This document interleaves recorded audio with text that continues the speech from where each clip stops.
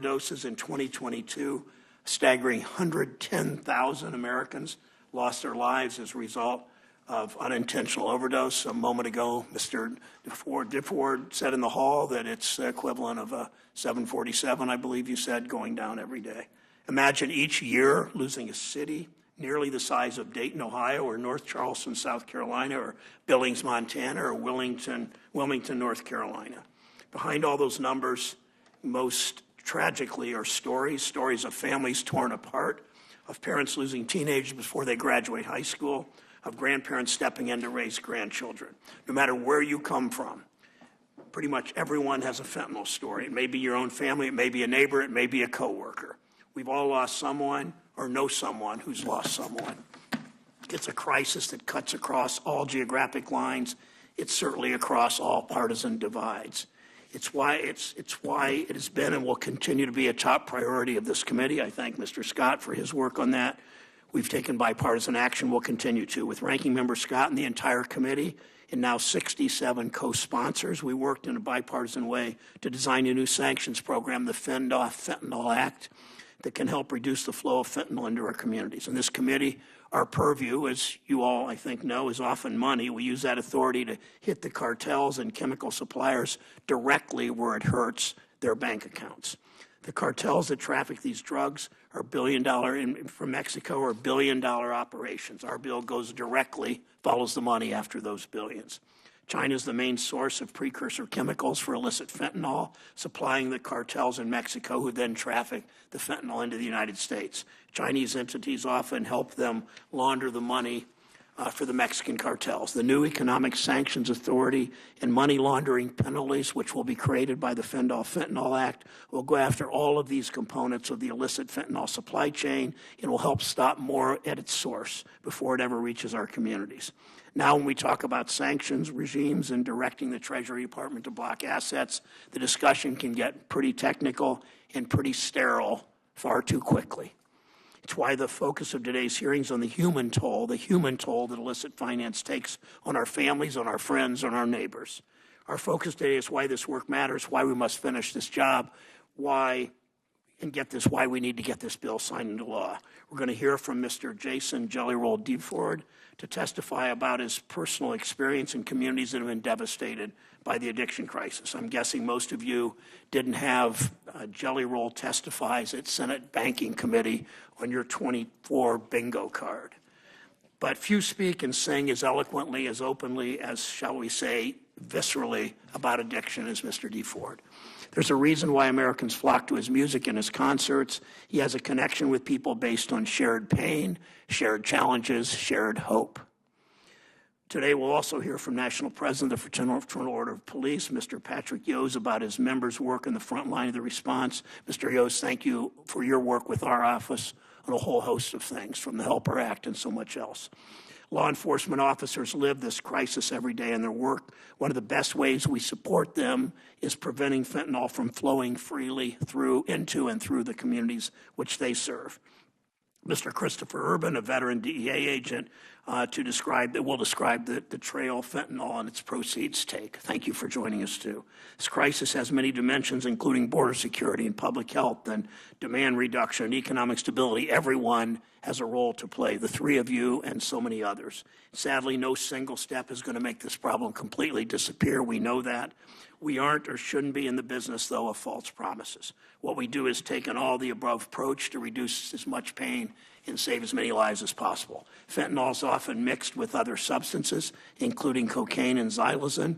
I'm a co-sponsor of the Combating Illicit Xylazine Act, which establishes penalty for manufacturing and distributing and dispensing xylazine for illicit use.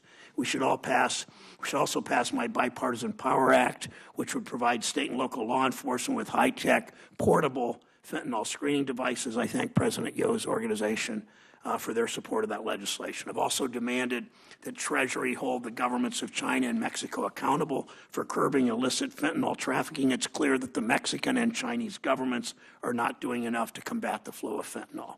We need specific benchmarks for combating fentanyl trafficking in the opioid crisis and more information regarding the role of the recently announced Treasury Department Counter-Fentanyl Strike Force. It's vital we effectively monitor monitor the administration's effort to stop fentanyl at its source. I call my colleagues to use their membership on committees to explore legislation, on other committees too, to explore legislation that will help us treat addiction, improve our public health response, stop the trafficking of illicit fentanyl into our communities. A crisis this massive, this multifaceted, demands our sustained focus. It's my pledge as chair of this committee, my pledge to the 12 million people who live in my state. It starts with getting our bill signed into law. Fentanyl, as I said, and I will close with this, passed out of our committee unanimously, written by Senator Scott and me and our staffs principally. I think my colleagues would agree we're a diverse group. There's not a lot, almost nothing this committee finds a complete unanimity on. But we're able to find common ground on an issue vital to all of our states and our country. And our colleagues in the Senate agreed, passing this with overwhelming bipartisan support as part of the Senate, as part of the, through the Senate of the NDAA bill. The House needs to finish the job, needs to get this bill to the President's desk. It's our chance to show the people we serve that we can work together, we can put partisanship aside, we can take action on things that actually matter to their lives. Families, law enforcement, and all our communities are counting on us. Let's get this done. Senator Scott. Thank you, Mr. Chairman. Thank you for each of you being willing to testify before us today. And thank you, Jelly Roll, for the shout out on the fentanyl legislation last night at your concert. It's so important for Americans to come together around such an important issue, ending the fentanyl crisis that is devastating family after family after family. I think specifically of Alan Shaw in Charleston, South Carolina, a friend of mine who lost his son, Alan Shaw II, to fentanyl. The devastation that has ravished the family is immeasurable. And anything that we can do as a body to make common sense reforms, to hold those accountable, and to stop the cash flow that funds fentanyl is absolutely essential that we get it done right now. And unfortunately, we're here today having another hearing on fentanyl because our friends on the other side of the Capitol, because of the shenanigans at the end of last year, didn't get the bill included in legislation that would have made this, I believe, law already. It is incredibly unfortunate that playing politics is still a game played in Washington, especially on something so important. And I think, as the chairman just said, he and I probably don't agree on very much, most consistently, but I will say, having 22 or 23 of us vote unanimously on this committee, having 68 of us on the same piece of legislation, and not to have a chance to get it done, it's not just frustrating to those of us on this committee, those of us in Congress, it's incredibly frustrating to the people of our country who watch the devastation eat away at their communities. Congress needs to come together to stop the Mexican cartels, the Chinese chemical suppliers, and the money laundering organizations from profiting off the production and trafficking of fentanyl, resulting in the deaths of tens of thousands of Americans. Put simply, we should all value the health, safety, and security of Americans. When I think about the path of destruction fentanyl has carved across the United States, it's truly jaw-dropping. Preliminary CDC data shows that in 2022, 75,000 Americans lost their lives to fentanyl. In my home state, that's 1,500 South Carolinians in 2022 alone. The national death toll equates to losing the entire city of Wilmington, Delaware, the president's hometown, each year just from overdoses of fentanyl. And for every life lost, our community feels the impact. What impact? It's the mothers, the brothers, the fathers, the children who've lost a loved one and who try to pick up the pieces because we have a southern border that is so wide open that 48,000 pounds of fentanyl come right through it. Fentanyl's destruction has impacted every single one of us personally. I would say that probably half the room knows someone who knows someone whose lives have been devastated, whose families have been destroyed because of fentanyl. But let's take a step back and look at how we got to this point over the last several years. Under this current administration, America is facing the worst border crisis in our nation's history. And the president's disastrous policies have turned the fentanyl epidemic into a national crisis. The CBP reports that fentanyl seizures have soared over 860% since 2019. Our Border Patrol and DEA are working as hard as they can, seizing record amounts of fentanyl at our ports of entry and across our country. But tragically, for every amount seized, we know even more is trafficked on our streets. That's why we must take a two-pronged approach to addressing the fentanyl crisis. Number one, we must tackle the physical front by securing our border. That's why I've introduced both the Allen T. Schall II Fentanyl Public Health Emergency and Overdose Prevention Act, as well as the Secure the Border Act of 2023. These bills would expedite the processing and removal of migrants illegally entering the country and properly fund and bolster security measures along our southern border. Number two, we must attack the criminal financing of the fentanyl trade by enforcing our money laundering and sanction laws. That's where this banking committee comes into play. My bill, the Fend Off Fentanyl Act, which is bipartisan, is critical to helping stop this illicit financing. I want to once again thank the chairman and all the colleagues on this committee for working together in a bipartisan fashion for the health of this nation. FEN makes combating fentanyl a top national security priority for the United States, and once enacted, will maximize our ability to leverage sanctions and anti-money laundering tools against illicit Mexican and Chinese organizations that traffic deadly fentanyl. Follow the money is a tried and true investigative strategy that must be employed more forcefully to combat fentanyl trafficking in the United States. Cartels and criminals that profit from our devastating losses must be stopped. And to do that, we have to hit them where it hurts, and that's their wallets. The illicit money engine needs to be turned off, and it needs to be turned off now. The Fend Off Fentanyl Act makes clear what we all know too well. The fentanyl crisis facing America is a national emergency and must be treated as a national health emergency. Americans cannot afford us to wait.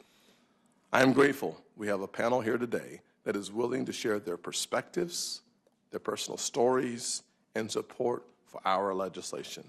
I look forward to hearing from each witness on this critically important topic. Thank you. Thank you, Senator Scott. I'll introduce today's witnesses. Again, thanks for the three of you for joining us. Mr. Jason Jelly Roll DeFord is a two-time Grammy nominee and CMT Music Awards winner. He sings about and advocates for those facing drug addiction. He consistently speaks directly with and for people struggling with addiction across the nation. Thank you for joining us, and thank you for serving your nation. Mr. Patrick Yost is the National President for Fraternal Order of Police. President Yost, through his local law enforcement career, has held pivotal law enforcement leadership roles at the state, local, and national levels, and thank you for serving communities in our nation. Mr. Yost. President Yost and Mr. Christopher Urban is currently Managing Director at Nardello & Company. Before that, he was a special agent in charge at DEA. He's a recognized expert on counter-threat finance and anti-money laundering investigations. Thank you for your career, long career serving the public. Start with Mr. DeFord. Welcome. For your first committee hearing, I assume. Forgive me, I'm a little nervous. I'm used to having a rock and roll band behind me when I have a microphone in front of me. During the time that I've been given to share my testimony here, I think it's important to note before I start that in these 5 minutes I'll be speaking that somebody in the United States will die of a drug overdose, and it is almost a 72% chance that during those 5 minutes it will be fentanyl related. Having started that way, Chairman Brown, Ranking Member Scott, and esteemed committee members, thank you for having me. I know this is a bit of a curveball, but I like a little baseball myself. My name is Jason DeFord, but to most I am known as Jelly Roll. It is important to establish earlier that I am a musician and that I have no political alliance. I am neither Democrat nor Republican.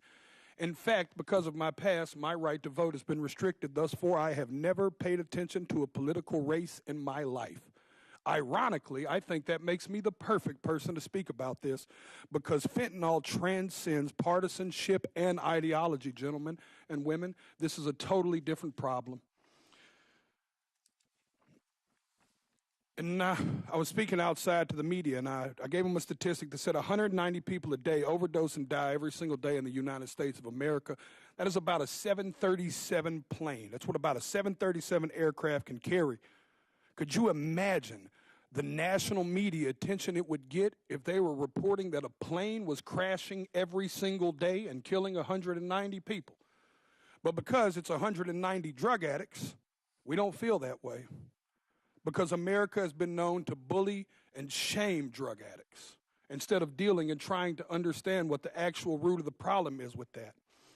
But the sad news is that that narrative is changing too, because the statistics say that in all likelihood, almost every person in this room has lost a friend, family member, or colleague to the disease known as addiction.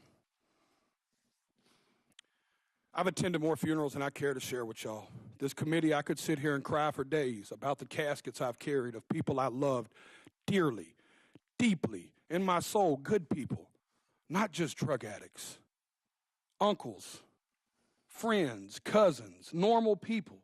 Some people that just got in a car wreck and started taking a pain pill to manage it. One thing led to the other. And how fast it spirals out of control, I don't think people truly understand.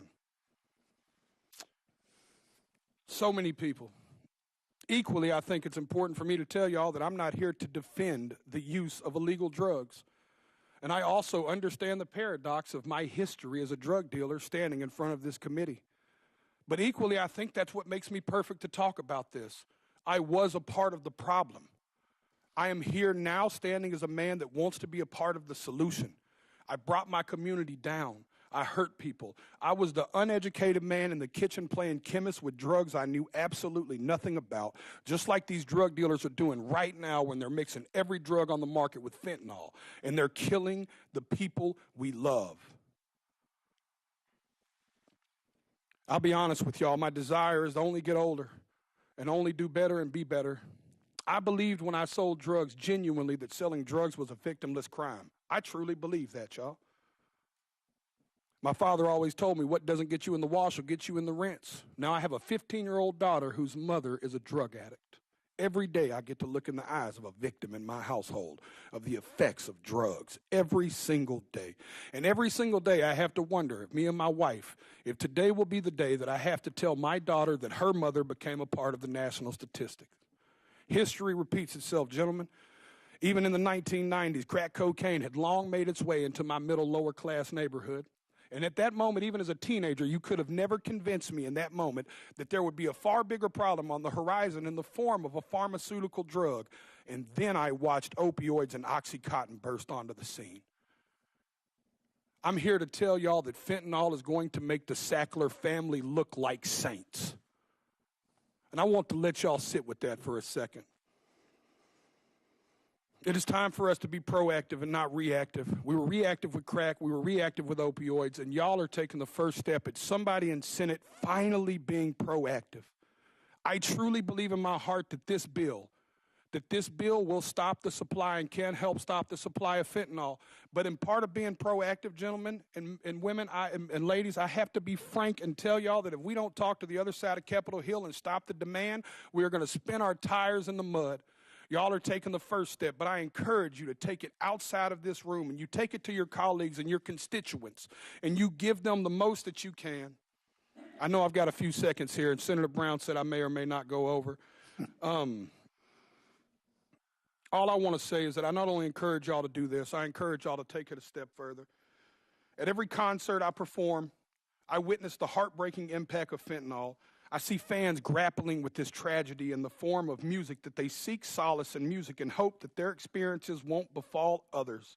They crave reassurance. These are the people I'm here to speak for, y'all. These people crave reassurance that their elected officials actually care more about human life than they do about ideology and partisanship. I stand here as a regular member of society. I am a stupid songwriter, y'all, but I have firsthand witnessed this in a way most people have not. I encourage y'all to not only pass this bill, but I encourage you to bring it up where it matters, at the kitchen table. Thank you for your time. Thank you, Mr. DeFord. President Yost, welcome. Well, thank you, and good morning, Chairman Brown, Ranking Member Scott, and distinguished members of this committee. I want to thank you for the opportunity to appear before you today to provide a law enforcement perspective on how we can step up our efforts in the fentanyl epidemic that is killing Americans at an alarming rate. In 2021, more than 100,000 Americans died from drug overdoses, 65% of which have been attributed to fentanyl. According to the National Institute of Drug Abuse, overdose death rates exploded between 2015 and 2021 by nearly 750%. Fentanyl and fentanyl analogs were found to be the main driver in drug overdoses. The U.S. Drug overdose death toll in 2022 is estimated to be, was estimated to be at 110,000, primarily from synthetic opioids like fentanyl, making them the leading cause of death of Americans aged 18 to 49. Drug cartels use precursor chemicals sourced by China to manufacture pills that are intentionally made to look like prescription medications like OxyContin, Percocet, and Xanax.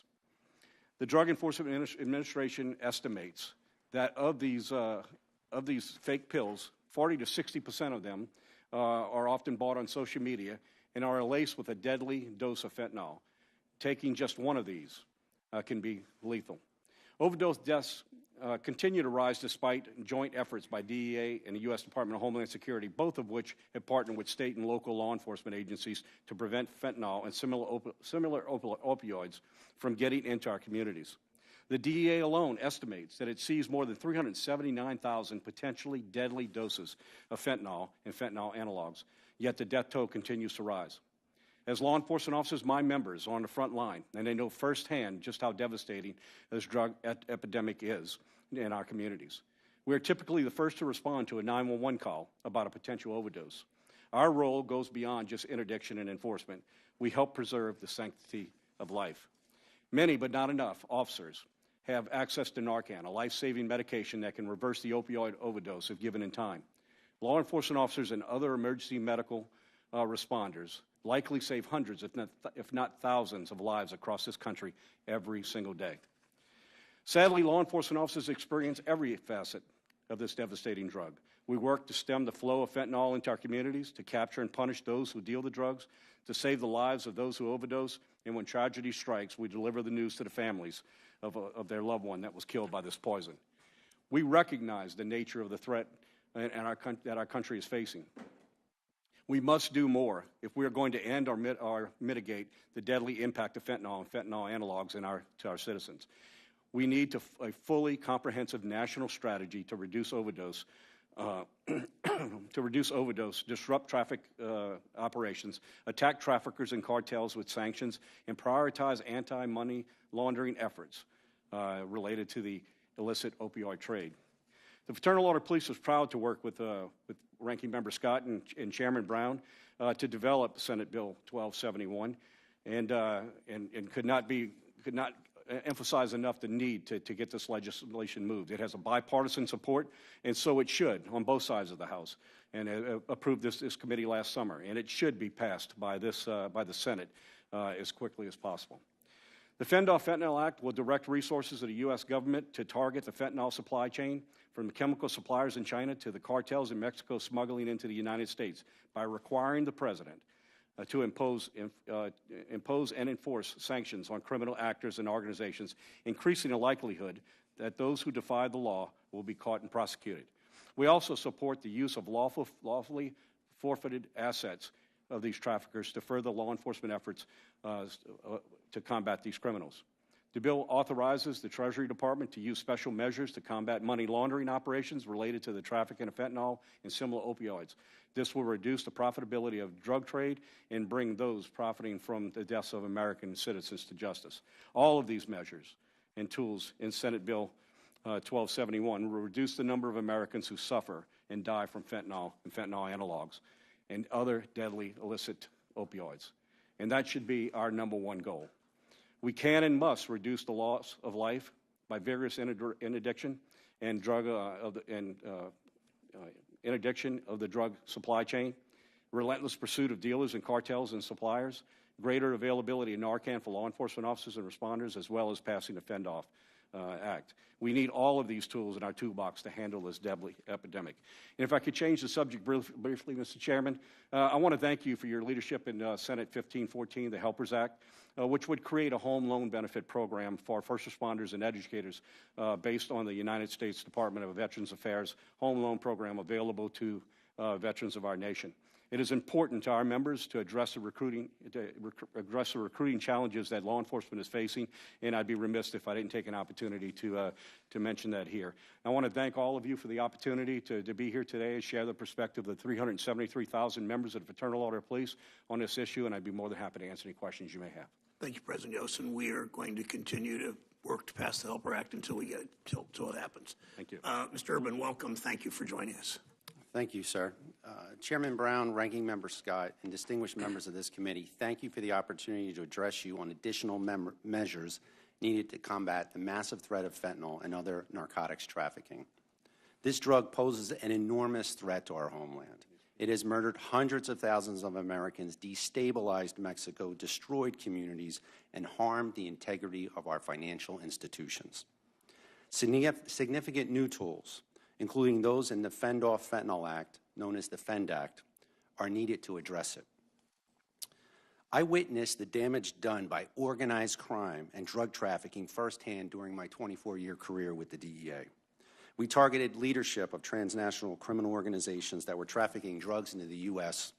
and laundering crime proceeds through U.S. financial institutions.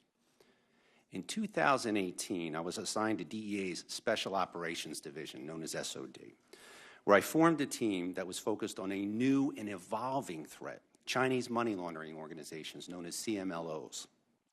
We took this step because we were receiving reports from the field that Mexican drug cartels were using Chinese money laundering networks in increasing amounts to launder their cash. Agents in the field reported that Chinese money launderers guaranteed immediate payment to the traffickers in their home countries at a cost of only 1% to 2%. That was previously unheard of. This new Chinese money laundering model was a dramatic improvement for the Mexican cartels because they achieved greater profits more quickly with less risk than more traditional forms of money laundering, such as the black market peso exchange and bulk cash smuggling. Here is how the scheme works. Every day in the United States, the proceeds from the sales of fentanyl and other dangerous drugs are generated in the form of bulk cash, U.S. cash. Those proceeds in this example are delivered to a Chinese money laundering broker in the U.S. so they can be laundered. Once that bulk cash is received by that broker, the funds are advanced to the Mexican cartels in Mexico. They are made whole at that point. The Chinese money laundering organization then sells those U.S. dollars to Chinese customers who want to spend money in the United States. This money can be used to fund investments, acquire real estate, cars, pay college tuition, and just purchase chips at a casino, among other things. These Chinese customers pay a broker in China for the cash they purchase within the United States. Funds received by brokers from customers in China are used to buy goods for export to Mexico or another country where transnational criminal organizations operate.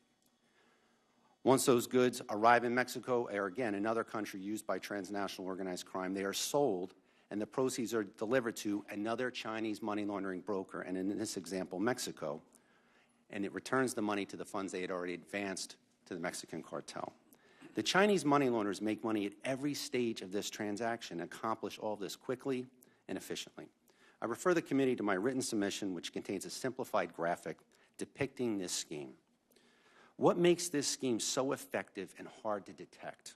First, it minimizes the movement of funds. Dollars don't leave the U.S., pesos don't leave Mexico, and the RMB does not leave China. Second, it takes advantage of the huge and increasing volume of trade with China and the existence of capital flight controls within China. Third, it uses technology to its advantage, transacting primarily via WeChat, which is an encrypted network that is resistant to surveillance by U.S. law enforcement and that facilitates speed and trust within the Chinese money laundering network. Again, a very important component to this. Fourth, it exploits the fact that financial institutions and other domestic recipients of Chinese origin funds are unfamiliar with Chinese money laundering networks. That said, the scheme has several potential vulnerabilities that are not being fully exploited, but could be with the aid of the FEND Act and other changes. Unlike some traditional money laundering schemes, proceeds never leave the U.S. and can be frozen or seized. Financial institutions, transnational criminal organizations, and Chinese money laundering organizations maintain detailed transaction data that can be exploited by law enforcement with the aid of targeting analysts and data scientists. At my current employer, Nardello & Co., I'm helping the business community understand and combat the threat posed by the cartels and their enablers. But more federal guidance, more sanctions, more enforcement activity, and more resources are needed. The FEND Act addresses each of these needs. Thank you for your time and consideration. I look forward to answering your questions and any future discussions with the committee and its staff about this very important issue. Thank you, sir. Thank you, Mr. Urban. I'll begin with Mr. DeFord. Through your music, you've managed to make people across different communities feel heard by speaking about the challenges and struggles Americans face. When we spoke briefly before the hearing, you used the term, you're a man of service. I've heard you say that publicly. You said it privately. I appreciate that. It's part of your recovery that people recovering from addiction need to have a group of people speaking for them that look like them. We have experts who speak to numbers and stats, but from your point of view, describe the everyday struggle of addiction, if you would. I mean, it's nothing less than devastating. It is truly the biggest crisis I've seen in America. I'm sad. I'm almost 40 years old, Senator Brown and Senator Scott. I have lived long enough to see almost every form of drug that has came across since the 80s. And I grew up in a household that had multiple addicts and alcoholics in that household. I have seen drugs from an early age, and I can tell you that every alcohol I've seen and every drug I've seen, nothing has held a candle to what's happening with fentanyl in the United States of America. I'm seeing people shatter. I'm seeing families get broken. I'm seeing, like I spoke about in my speech, it's important to note that the real victims there's a quote that says, the addict isn't the only person in the family that suffers from the symptoms of the addiction. The entire family suffers with the addict. The entire family rallies around the addict and carries that. The addict is not the only victim in this. It spreads far. Thank you. Most of us up here can't sing all that well, but what we can do is legislate. What kind of signal would it send to the people you talk to who struggle to feel heard and seen if we come together in both houses, as we have in the Senate, 23-0 here, and then the Senate floor? If we can do that in the House, what kind of signal will it be sent to the people whom you're fighting for? It's immeasurable. It's immeasurable because from the outside looking in, we don't see nothing happening in D.C. except fights. All we see is war and all we see is division. And it makes us feel unheard and unseen, and it makes us feel like our problems will always get caught in the middle of some kind of a partisan issue. And you and Senator Scott coming together in this committee has taken the first step that I think could be the beginning of the change that is needed in America, not just D.C., because this isn't the only bipartisan bill that needs to be spoke about. It's the mountain in front of us. But there are many mountains behind that one that must be spoke about, too. And I applaud y'all for taking the first step, because me being here, I know for sure that some of my people are watching this right now, and for the first time ever, we feel heard. The voiceless feel like they have a voice in Washington, D.C. today, and I carry that with pride as I stand here with y'all. Thank you. President Yost, tell us about how this crisis affects your officers, your FOP members, and other officers, both the physical threat of toxic exposure and the psychological burden of dealing with overdoses and really the devastation caused to families and communities by fentanyl. Senator, it really is a two-part. One of them I'll talk just briefly, and that is just the potential exposure of our members themselves to these poisons, just in our normal enforcement of it and coming in contact with it. But I think really the one that we I guess maybe underestimate. Law enforcement officers are human. We struggle with a lot of things as well, and this repetitive trying to fix the problem, trying to assist those that are overdosing, and then having to deal with the families after to carry this tragedy back to them. You know, we're human, and it takes a toll on us as well, and it's happening over and over and over and over. And that repetitive effort, you know, repetitive action to our members, it certainly takes its toll on the mental being of law enforcement officers as well. It's time to get a handle on this. You know, every single day. I mean, what makes a crisis? Is it 1,000 people a day? Is it 500? Is it 110,000 a year? Because that's what it was last year. We have a crisis here. And talking about it is not going to get us there. We need the tools in order to be able to address it, and address it on multiple levels, not just in the enforcement side of it, but also the families and those that are affected by it as well. This has to be a multifaceted approach. Every spoke in the wheel needs to be working, and we need to break this up. We need to take away the profit of those that profiting from the slaughter of Americans, and we need to take it. As long as it's profitable, they're going to continue to do it. Thank you. Thank you for that. When I hear that all the time, what you said, officers from Ashtabula and Cincinnati, FOP members, deputy sheriffs, other police officers from Toledo to Athens, and thank you for saying that. Mr. Urban, you described better than I've ever heard sort of the follow the money. Senator Scott and I, when we talk about this, both of us have talked about principally you follow the money. China and Mexico, you've talked how that money makes its way into all three societies so well. What is, in the last minute or two, I'm sorry for not giving much time, how does fentanyl, how does it unearth that? How does it attack that? How does this bill help us follow the money?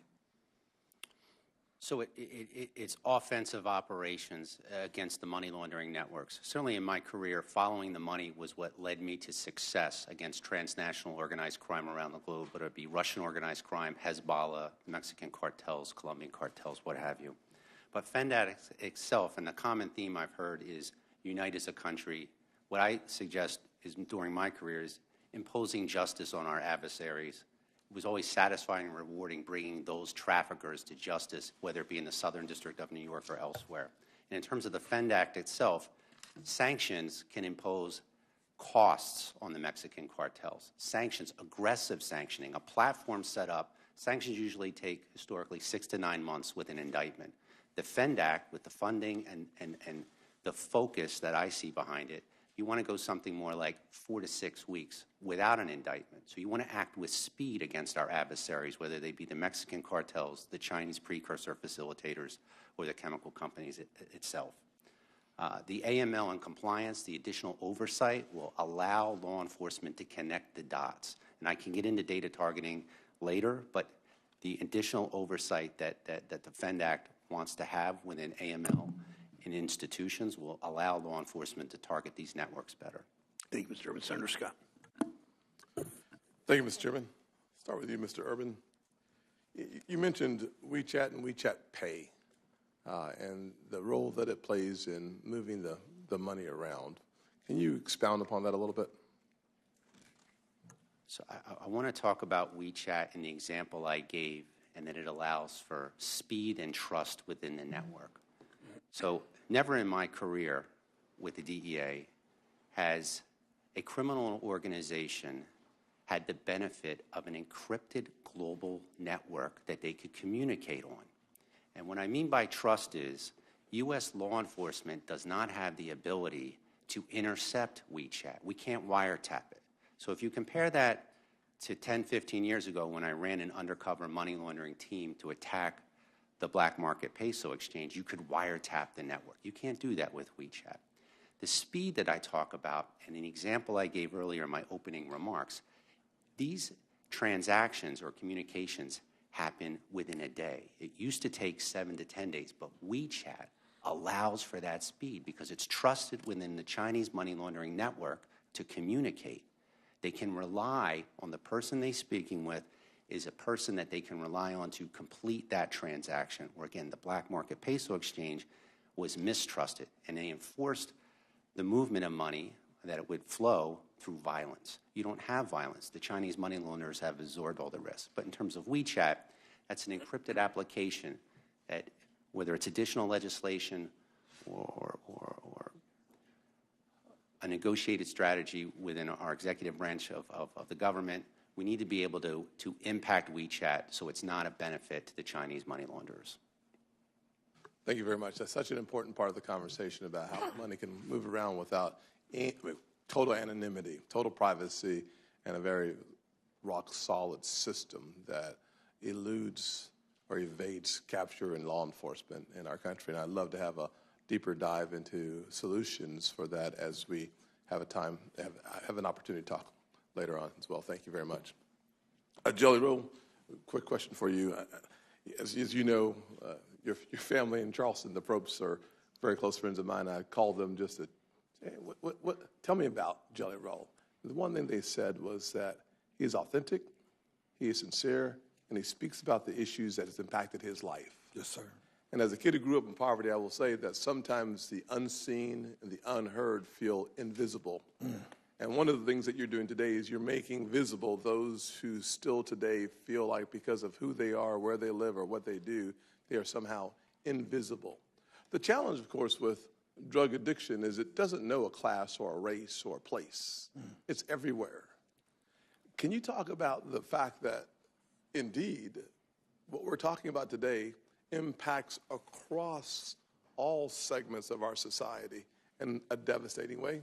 Senator Scott, thank you. I was hoping to share this, so you bringing it up means a lot.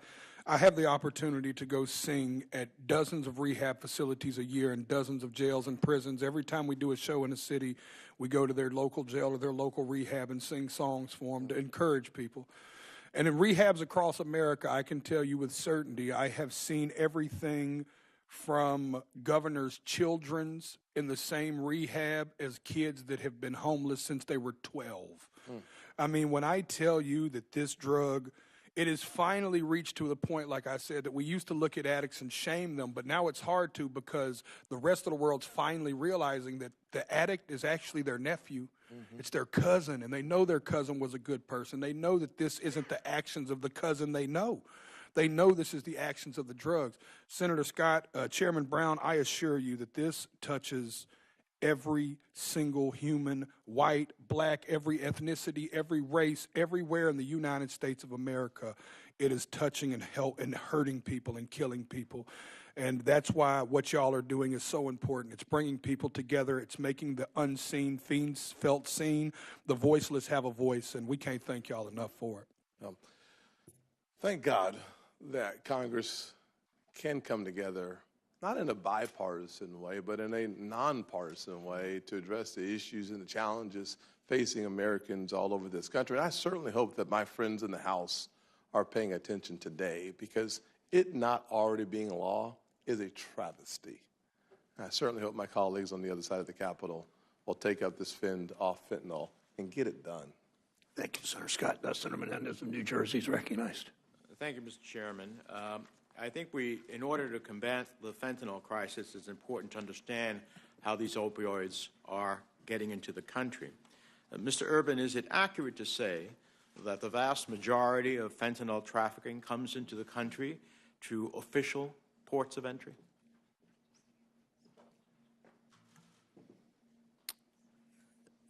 Most of the fentanyl comes through official ports. It usually comes across the Mexican border, most of the fentanyl coming into the country. But through official ports of entry? Most of it, a majority of it probably does, yes, sir. Yeah. Here's the facts. In 2021, over 90% of fentanyl seizures occurred at legal crossing points. Just 279 out of 1.8 million arrests by Border Patrol of illegal border crosses resulted in fentanyl seizure. So it seems to me that in the first place, if we are serious about it, one of the elements of this challenge is stopping fentanyl from coming into the United States. We would significantly increase resources to combat the flow of fentanyl across the border. We would think about dramatically enhancing our technology capability at those official points of entry where the vast majority, the 1.8 million arrests were taking place. And that would help us dramatically stem the flow. In order to make real progress in the fight against fentanyl, we have to hold foreign governments, such as China and Mexico, accountable to their commitments to crack down on producers and traffickers of synthetic opioids. In November at the APEC summit, China and the United States announced the resumption of bilateral cooperation on counter-narcotics, but we need more than words at this point. Mr. Urban, from your experience, what has China done to crack down on Chinese pharmaceutical companies that manufacture fentanyl and fentanyl precursors? There's been limited, action within China from my perspective since I've left government in terms of doing that. During my time in government, I did not have insight within China in terms of what they were actually doing. We had certainly an office within the embassy there for DEA, and it had limited cooperation with Chinese law enforcement. We're trying to build that relationship at the time. How about Mexico? What have they done to crack down on the drug cartels that mix fentanyl with other drugs and smuggle them into the United States? So I think they, in a very difficult situation concerning the cartel's power and reach and ability to corrupt Mexican government components, they've done to some degree what they can under the circumstances, but it's been very limited in terms of their ability to counter or negate the ability of the Mexican cartels to traffic fentanyl here. And these are two of our big challenges. The answer to both questions, in my view, is not enough. I appreciate that President Biden raised this with President Xi when they were at that summit. But this is why in 2019 I introduced the Fentanyl Sanction Act, which provided the U.S. government with tools and resources to sanction illicit traffickers and producers in China and Mexico. And why last year I introduced the Strengthening Fentanyl Sanctions Act to expand and extend those authorities. We have to try to reach abroad as well as we deal with issues domestically and put pressure on them. And certainly the Fentanyl Act is a very strong start, but I think there's other things that we can do as well. Lastly, I'd like to echo the Chairman's support for the Fentanyl Act. It's a bipartisan bill. It authorizes practical and common sense steps to hold bad actors accountable. It builds on existing laws to better combat the flow of illicit opioids into the United States. I'd like to highlight a provision that I got into the bill that requires the Department of Treasury to report on actions taken by the People's Republic of China with respect to persons involved in the supply chain for fentanyl and fentanyl precursors. We can't not solve the fentanyl crisis within our borders alone. We have to address the international components of the supply chain as well.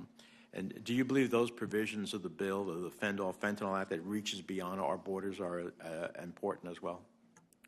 I think they're critical. I fully support your statement that we have to essentially attack these networks outside the country to help protect the country.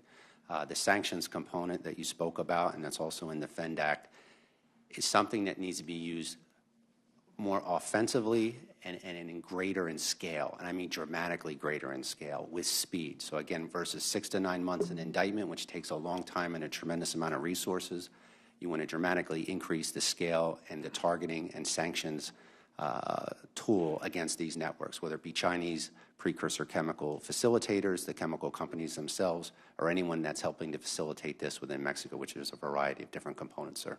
Thank you. I hope our House colleagues will move quickly. Thank you, Mr. Thanks, Chairman. Senator Tillis of North Carolina is recognized. Thank you, Mr. Chair. Mr. DeFord, where did you grow up in Antioch? Sorry, I grew up between Priest Lake. I lived in Priest Lake for a while. Are you familiar?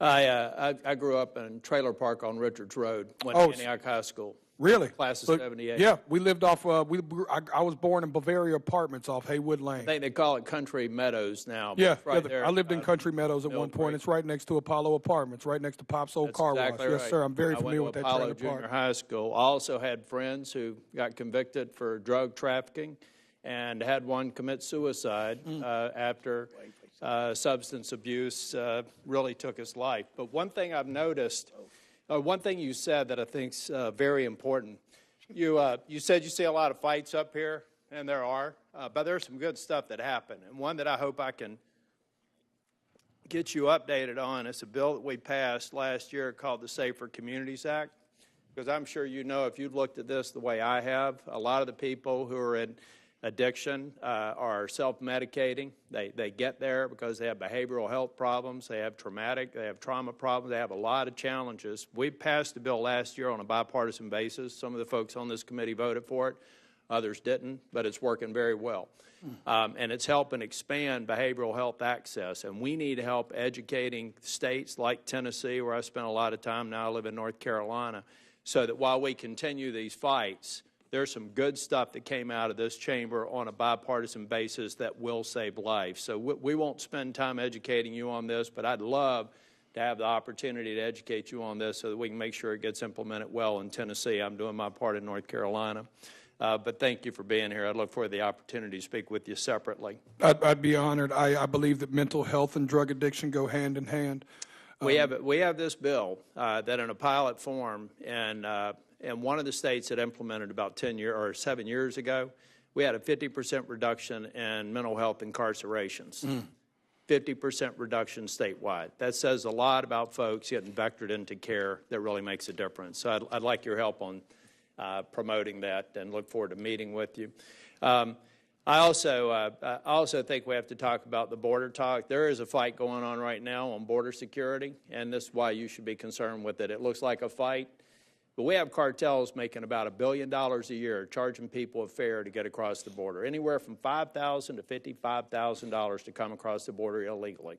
They are making, according to the DEA, somewhere on the order of $1 billion a year now, and they are plowing that money right into poisoning our country. They have these things called the Sinaloa Air Force, where they're taking ultralights and landing, coming across the southern border, landing, dropping off drugs. Senator Menendez is right. The majority of them are coming through legal ports of entry. Part of that can be fixed by technology, but a part of it can be fixed by actually having Border Patrol patrol the border and legal ports of entry versus being engaged in the millions of people coming across the border illegally. We have to realize that we have to fix this, and we have to interdict more drugs, and we do have to hold China and Mexico more accountable. Mr. Urban, the China, we have to continue to pound the drum that China is poisoning over 100,000 people a year, and as Mr. DeFord said, about 70% of them are likely dying from fentanyl. But what more can we do to disrupt the money laundering? The cartels, the Mexican cartels don't launder money the way they used to. Now they call 1-800-CHINA, and they have a global network where they're laundering this money right before our very eyes. What sorts of policies should we take up to make that more difficult and disruptive? So I think there's a couple of components there. One is we need to understand that we have home field advantage when it comes to money laundering, and what I'm talking about specifically within the domestic United States. Those bulk cash proceeds that I spoke about earlier are right here at specific points in time, but they always start right here within the United States. So we need to attack the networks and the money. It's the proceeds we don't focus on enough. That's where the Mexican cartels and Chinese money launderers are vulnerable, right? That's where they're vulnerable. So in terms of attacking those networks, we need additional AML compliance and oversight. Because my time's limited, Mr. Yost, I'll submit some questions for the record for you, because there's also a public safety issue with law enforcement I'd like to get to. We're not going to have time. But isn't it also going to require, I'm not necessarily big on regulations, but if we don't start figuring out the use of crypto and digital assets as a way of of really masking the laundering activities, I think we're going to miss a lot of what's going on. Do you agree with that? So I certainly agree that crypto needs additional oversight and AML compliance. It's one component of the money laundering cycle that I spoke about. Okay. Well, thank you all. Mr. DeFord, I am sincere when I say it looks like we lived in the same trailer park. But we also have a common background, and I'm very, very serious. I need help educating people, not once and done. What we do here is excuse me, you pass a bill, and then you hope something happens. I want to make damn sure what happened in the 5 states that implemented, implemented the Safer Communities Act happened in Tennessee and across the country. Yes, sir. You have a friend in me. I'd love to talk. Thank you. Mr. Ford, though it's not obvious, he graduated a few years before you did. Yeah. It's also obvious he might be the only person in here as Southern as I am. I don't think so, actually. Yes, the guy sitting to your left and a few people up here. John Tester isn't one of them. Senator Tester from Montana. Yeah, thank you, Chairman Brown, Ranking Member Scott. Yeah, you haven't heard from Senator Kennedy yet. That's coming. I want to, first of all, thank the Chairman and Ranking Member for their leadership, not only in having this hearing, but also in the bill, the Fend-Off Fentanyl Act. It is long past time that this bill get passed. I think that Ranking Member Scott said it right. The shenanigans in the House need to stop, and we need to get some stuff done. I had a bill on China buying farmland. They stopped that. Wrong thing to do, but for probably political reasons they did it. But why they would stop this makes no sense to me. We need to categorize fentanyl as a national emergency that it is. We do need to hold China accountable for its role in this crisis. And we need to give law enforcement, border agents, the tools that they need to be successful. And in that regard, I want to thank each and every one of our witnesses for being here today and for your testimony. I think it's really important. I want to follow up a little bit on what Senator Tillis was talking about on the cash. Okay, the Fend-Off Fentanyl Act is a bill that we passed here, bipartisan, nonpartisan, big numbers, and the House screwed it up, which is what they tend to do most of the time anyway. But the cash issue is not something that we've talked a lot about, and the money laundering issue isn't something we've talked a lot about. You started to answer his question. I want you to finish that answer on what we need to do on this side of the dais to have some impacts on the money laundering aspects. Thank you, sir. So I was touching upon additional AML compliance at financial institutions. They need additional oversight, and they need to better track with suspicious activity reports what's transpiring with Chinese money laundering. In addition to that, I think there's a tremendous opportunity with data.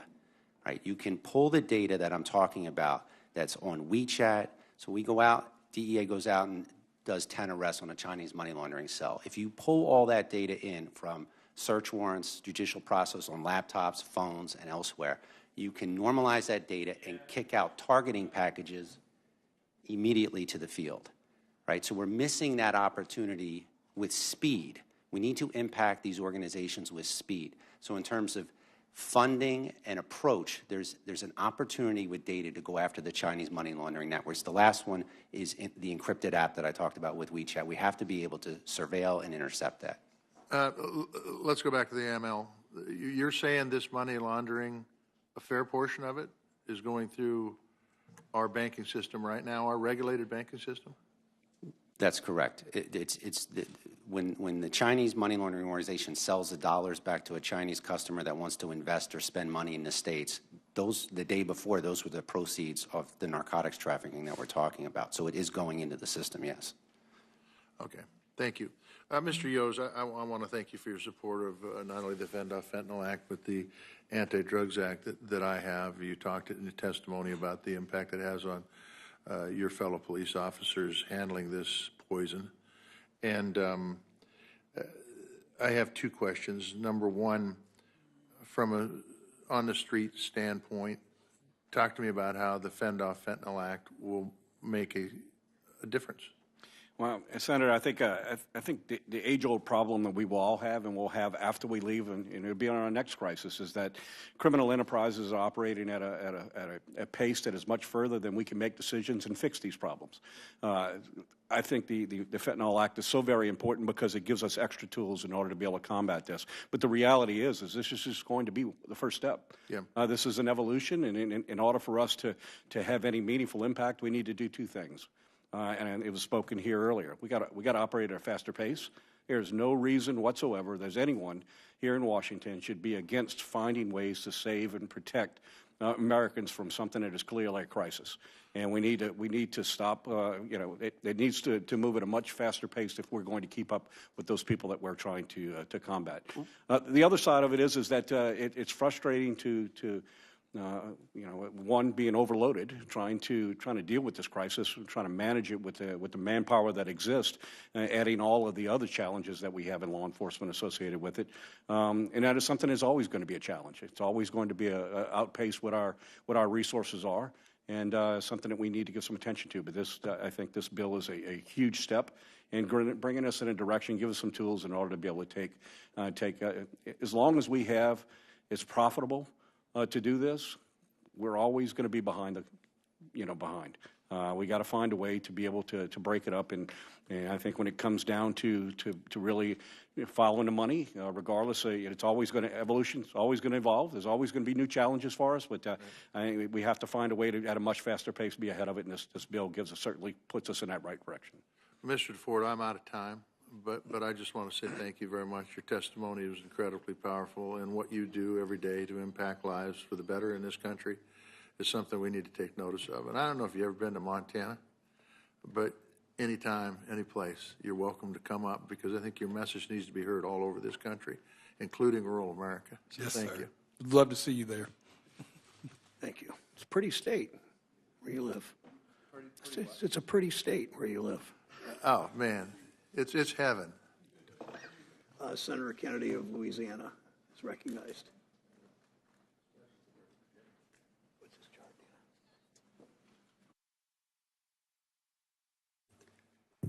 Candidly, gentlemen, there's not much that Congress can do to make President Xi stop his country from producing the precursor chemicals.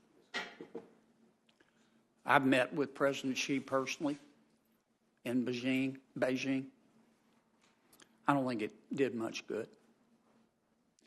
And candidly, there's not much the United States Congress can do to make President Lopez Obrador in Mexico stop the cartels. He knows what's going on. There are two things that we can do. First, we, meaning Congress, we can secure the border.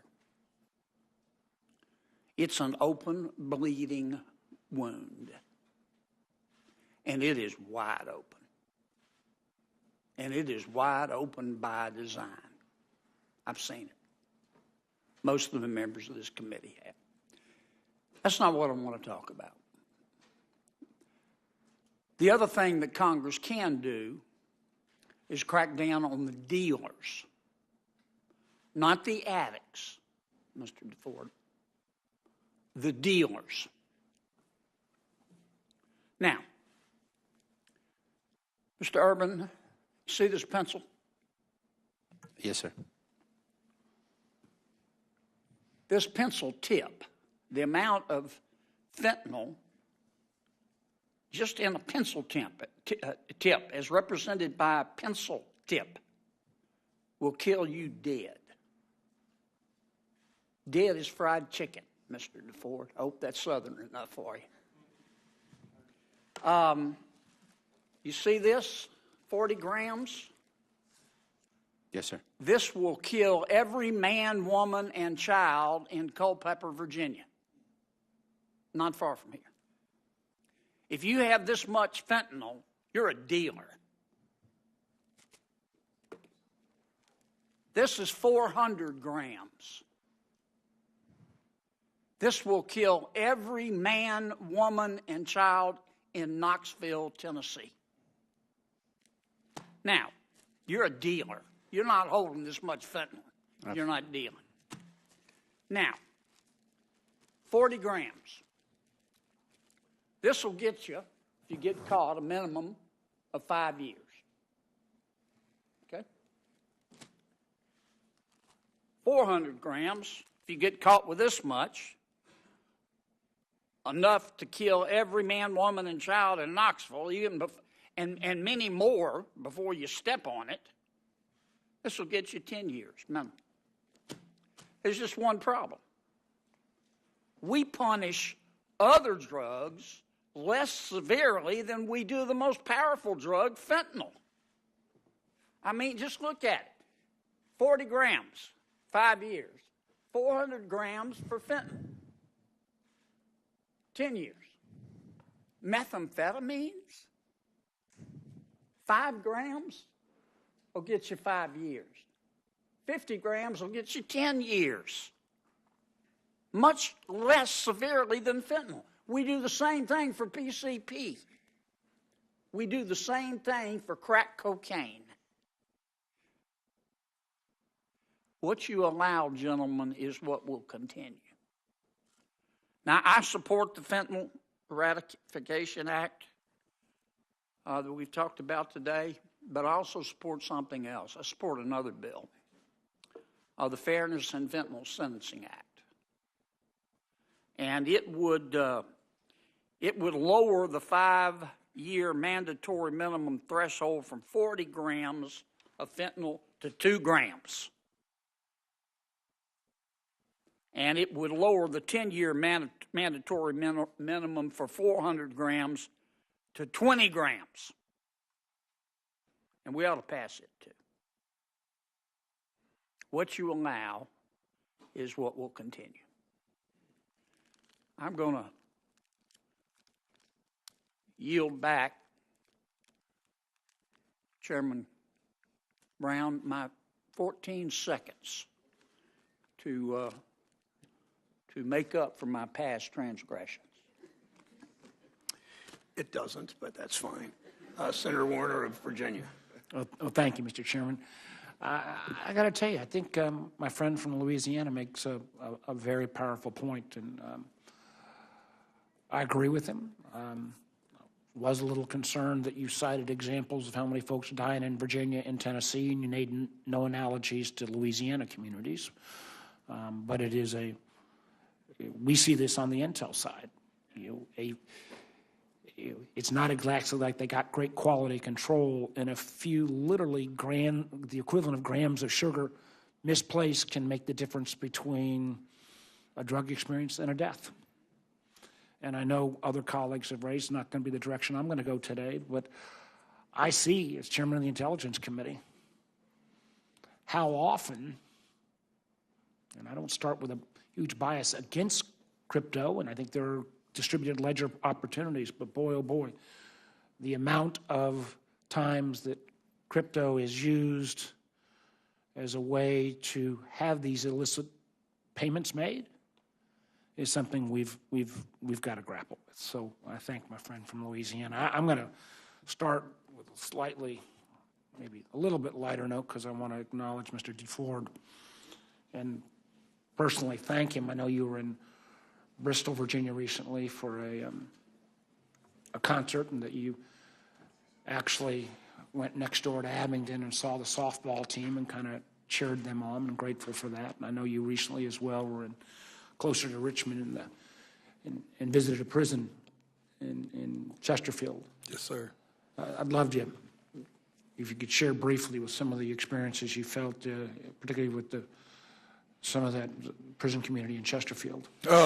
The HEART program, sir, is what it's called, and that sheriff down there has really got his hand on what he's doing. There's another sheriff in Flint doing great things that are similar. He is focused on rehabbing drug addicts in jail. It's actually the only jail in the United States of America that will allow you to come in without a crime. If you are just a drug addict that wants to get off the streets and no rehab will take you and you are indigent, they will allow you to come into that jail and join the HEART program to get sober. And I think that's incredible. But, sir, I do that as often as I can, and rehabs all across America. And the saddest part is you just see the same thing. You just see heartbreak and despair. But, yes, sir, that was incredible. And I appreciate you bringing that up, because that guy in Chesterfield really has that sheriff really has his hand on the pulse of what's happening in America. Well, thank you for being willing to share your story. Respectfully, not for a pat on the back, but we also donated our proceeds from the show that night to them. We cut the Chesterfield County Jail, the HEART program, I think a $30,000 check. Well, so kudos to you. Thank you. And I'm also for maybe less prevalent, but visiting the softball team in Abington. I was cheering for him, man. I paid for him to go to the championship. I'm always going to be cheering for him. Well, grateful for that. Thank you. On a more serious, well, it's all within a serious note. I'm going to turn to your colleagues up here, and I'm chairman of the Intelligence Committee, and one of the most important tools we have in the intelligence community is part of FISA called Section 702. Mr. Chairman, I was recently just in Israel, Jordan, Saudi Arabia. 702 is being used not just daily, but almost hourly in our efforts in helping our Israeli friends ferret out some of the Hamas leadership. But 702 has also been critically important in exposing the role that the Mexican drug cartels play, and frankly, in exposing the active engagement of the Chinese government. I know my clock's ticking here. Everybody involved in the drug battle against this killing drug realizes 702 is a critical component. It's going to expire in April. Senator Rubio and I have put forward a broad bipartisan reform bill that protects Americans' privacy, eliminates the ability to use any of this information to pursue any kind of criminal charge, changes the, and remember 702 is one foreigner talking to another foreigner abroad. There may be inadvertent contact with Americans. My clock's ticking down, but gentlemen, Mr. Urban, if we were to lose that 702 capacity, what would that do in terms of our ability to give you the kind of enforcement tools you need against the bad guys? Senator, the short answer is it takes a very important tool out of our toolbox in order to be able to combat this crisis. Mr. Urban? Yeah, I second that. We're already at a disadvantage targeting the cartels in terms of gaining intelligence, so that would put us at a greater disadvantage. You need that tool. And I can just assure you, we are open for reform, but the idea that you have to have a search warrant before you act on any of this information, when frankly, the vast majority of inadvertent American contact comes in the form of victim notification who've been victim of cyber attack and others from foreign entities. So again, those of our colleagues that see otherwise, I hope they'll give me a chance to make a case of how important this critical tool is, not only in terms of the president's daily brief, in terms of conflicts around the world, but also in terms of giving our law enforcement the tools they need to go against the bad guys in fentanyl. And Mr. DeFord, thank you again for what you've done in Virginia. Thank you, Mr. Thank you. Senator Haggerty of Tennessee is recognized. Thank you, Chairman Brown, and welcome to all of you today. I'd like to start with you, Mr. DeFord. First, I'd like to congratulate you on being named CMA's New Artist of the Year. That's quite an award, and it's great to see another Tennessean here at the Capitol, so welcome to you. I'd like to stay on our state for a minute. Yes, sir. Our state is facing a grave threat from drug overdoses. In fact, we have the #2 mortality rate in the nation in Tennessee. And according to the Tennessee Department of Health, the majority of these overdoses are linked to illicit fentanyl. Yes, sir. Every time I talk to Tennessee sheriffs, they tell me that each month is worse than the month before it in terms of drug overdose and drug trafficking. And if I get to what's causing this, the fentanyl's being made from Chinese precursors that's coming into Mexico where it's manufactured there, then it's being smuggled across our southern border. In fiscal year 2023, Customs and Border Protection seized 26,000 pounds of fentanyl at the border. And that's only the amount that we're catching. Senator Menendez talked about the amount that we're catching at the ports of entry. Well, that's where we have sophisticated equipment to screen. But what's evident is with the rising death toll that we've got, more and more of this is flooding across our border, beyond the points of entry. And we've got to use our resources across the entire border to stop the flow of fentanyl. I'd like to come back to you, Mr. DeFord, and to your experiences here. Here in D.C., I think there's often a disconnect between what's happening in the bubble of Washington and what American citizens are actually experiencing across the country. I think your unique experience can help bridge that divide. I was very touched by your opening remarks, and in particular, your comments about addressing the demand for fentanyl as well as the supply. We're here talking about a bill that addresses the supply, but I would love to get your perspective on how we might address the demand. I know you've thought a great deal about this. Yeah, it's, first of all, it's incredible to meet you, Mr. Haggerty, Senator Haggerty. Being a Tennessean, I am very, very respectful of all that you've done for our state. Not only do we have the second biggest mortality rate, Nashville actually was the second most dangerous, deadly metropolis in America for fentanyl behind Baltimore. I had a meeting with our mayor about it recently, and just to the actual demand of it, I think there's not a proper education about it. I don't think there's enough resources for people to learn about it. There's not enough affordable rehabilitation centers in the state of Tennessee. These are all things I'd love to talk about. I think we're scheduled to hang out with each other soon anyways, and I would love to discuss with you. But I live in a very juxtaposition here where I understand the drug dealer and the addict because I have played the position of both. And unrelated, but to Mr. Kennedy's point, I agree with you, Senator Kennedy. I believe that chart is about as ass backwards as it could be, excuse my language. But Mr. Haggerty, I thank you for asking, and I only said that I see this bill as truly helping stop the supply. But as always, the problem with Capitol Hill is that's a bunch of y'all in here fighting to fix half the problem, and we do have a whole problem here, Senator Haggerty. Well, I look forward to continuing our discussion about that when we meet together later today. Thank you. Again, thank you. I'm excited. Next, I'd like to talk about the way we deal with the sort of violations that take place with respect to fentanyl. On December 16th of 2022, Attorney General Garland released a new DOJ policy that restricts the charging of crimes with mandatory minimum sentences and discourages prosecutors from charging the most serious, readily provable offense. The DOJ soft on crime policy states that, quote, it applies with particular force in drug cases, which include fentanyl traffickers. So my question, Mr. Joseph, to you is, what happens to law enforcement morale when prosecutors either refuse to prosecute or they minimize penalties that are sought for drug crimes, including fentanyl crimes? Well, I think there's a bigger picture here, and that is that, you know, the majority of violent crime in every community is committed by a small percentage of people.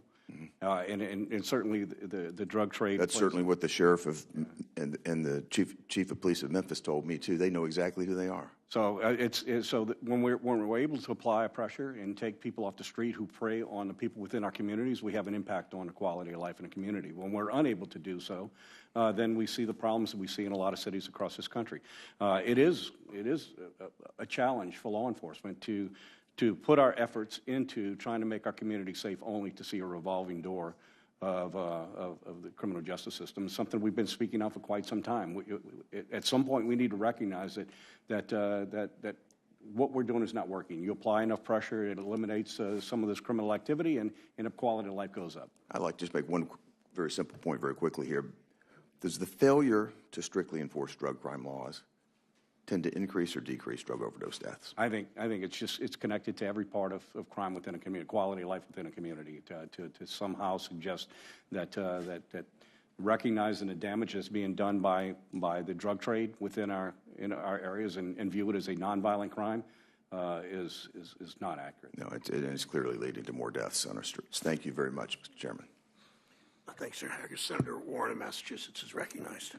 Thank you, Mr. Chairman, and thank you for holding this hearing. So fentanyl killed more than 78,000 Americans last year, including more than 2,300 people in Massachusetts, and crypto helps fund that death toll. Crypto plays a role at every stage in the illicit fentanyl trade. Chinese companies sell the chemical ingredients used to make fentanyl to drug cartels, and they get paid in crypto. The drug cartels and the traffickers sell their deadly drugs in the darkest marketplaces, and they get paid in crypto to the tune of about $1.5 billion in 2022. And drug kingpins buy weapons and cars and make payoffs, again, using crypto. Now, the Trump administration's DEA spotted this problem 5 years ago. In their 2018 threat assessment, they said that cryptocurrencies, quote, offer traffickers a relatively secure method for moving illicit proceeds around the world with much less risk compared to traditional methods. And since then, the problem has only gotten worse. Take one case. Last year, the Department of Justice indicted a Sinaloa cartel member who laundered nearly $900,000 in crypto by directing their U.S.-based drug couriers to deposit cash straight into the cartel's crypto accounts. And what did they then turn around and use that crypto for? They reinvested in the cartel's fentanyl factory so that they could pump more fentanyl into the United States. Now, Mr. Yoes, thank you for your work and for the work of hundreds of thousands of police officers in the United States who are on the front lines in the opioid crisis. You've seen the various tricks that drug traffickers use to move their drug money around. So if I can, let me ask you, why do you think cartel members find crypto such an attractive option? Well, Senator, thank you. Thank you for those comments. And I don't portray myself to be an expert on crypto. Fair enough. But I will say that I think what we see is an evolution. That evolution is crypto today. It's going to be something later. I think it's just the next thing that we have not. It's in law enforcement, we follow the money. It just makes it harder to follow the money. So I think the fact that it's emerging. There's a lot of things that we still need to figure out about this, and I think that's what the appeal is to it. We're a little behind in truly understanding how to use it in a way that helps us combat crime. All right. So, Mr. Urban, you have decades of experience at DEA following illicit fentanyl funds. Why do you think crypto has become so attractive? It allows for speed. So you can move it fast, Yes. unlike cash, which you've actually got to physically carry. It's larger. You physically got to carry it. It's much more difficult to conceal. Okay. So there's speed. There's, to some degree, anonymity. And then they can hold that asset and transfer and move that asset easily. So they're exploiting the organized crime, the Mexican cartels, the lack of compliance and oversight within the crypto industry. Just a lot easier to hide it? Is that basically what you're saying here? It's easier to hide. Yeah, correct. Yeah.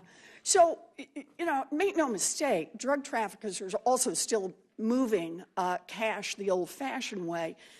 But crypto has changed the game by allowing criminals to move boatloads of money instantaneously and nearly anonymously. No need to try to stuff $900,000 in cold hard cash into a suitcase and worry about whether some customs agent will spot it. Now cartel members can move as much money as they want using a handful of crypto wallets. Holes in our anti-money laundering laws have given drug dealers a back door to move their dirty fentanyl money around, and that back door is wide open, and it's helping fuel the opioid crisis at home. Mr. Yoes, if cartels and drug dealers and Chinese chemical companies can keep exploiting the holes in our anti-money laundering rules and keep funding the fentanyl business with crypto, what's that going to mean both for law enforcement and for families across this country? Senator, it's not a matter of can. They will. They will. They will, and they do, and they will continue to do it until we find ways to close those gaps. All right. Well, it is about closing the doors, and that's why 20 senators, including 7 right here on the Banking Committee, are working to pass a Digital Asset Anti-Money Laundering Act that closes these loopholes in our money laundering rules. Crypto shouldn't get a free pass, and I look forward to working with all of my colleagues to finally fix that. Thank you all. Thank you. Senator Vance of Ohio is recognized. Mr. Chairman, could I ask for personal privilege for 10 seconds? Yes, sir. Is that okay, J.D.?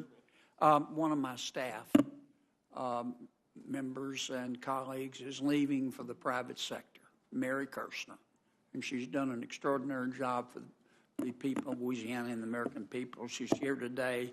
I wanted to recognize her and thank her for her service.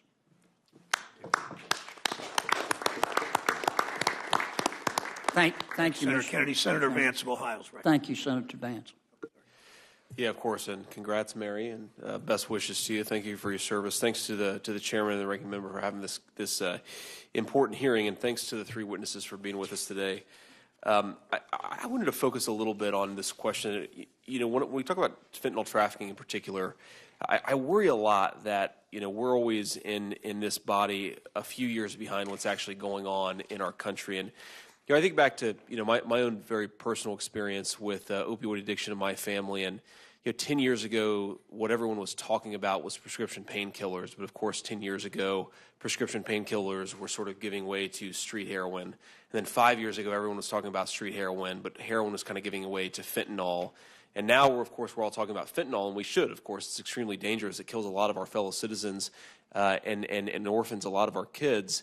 But I wonder whether we're missing the next thing, and I'd like us to maybe get ahead of the next thing.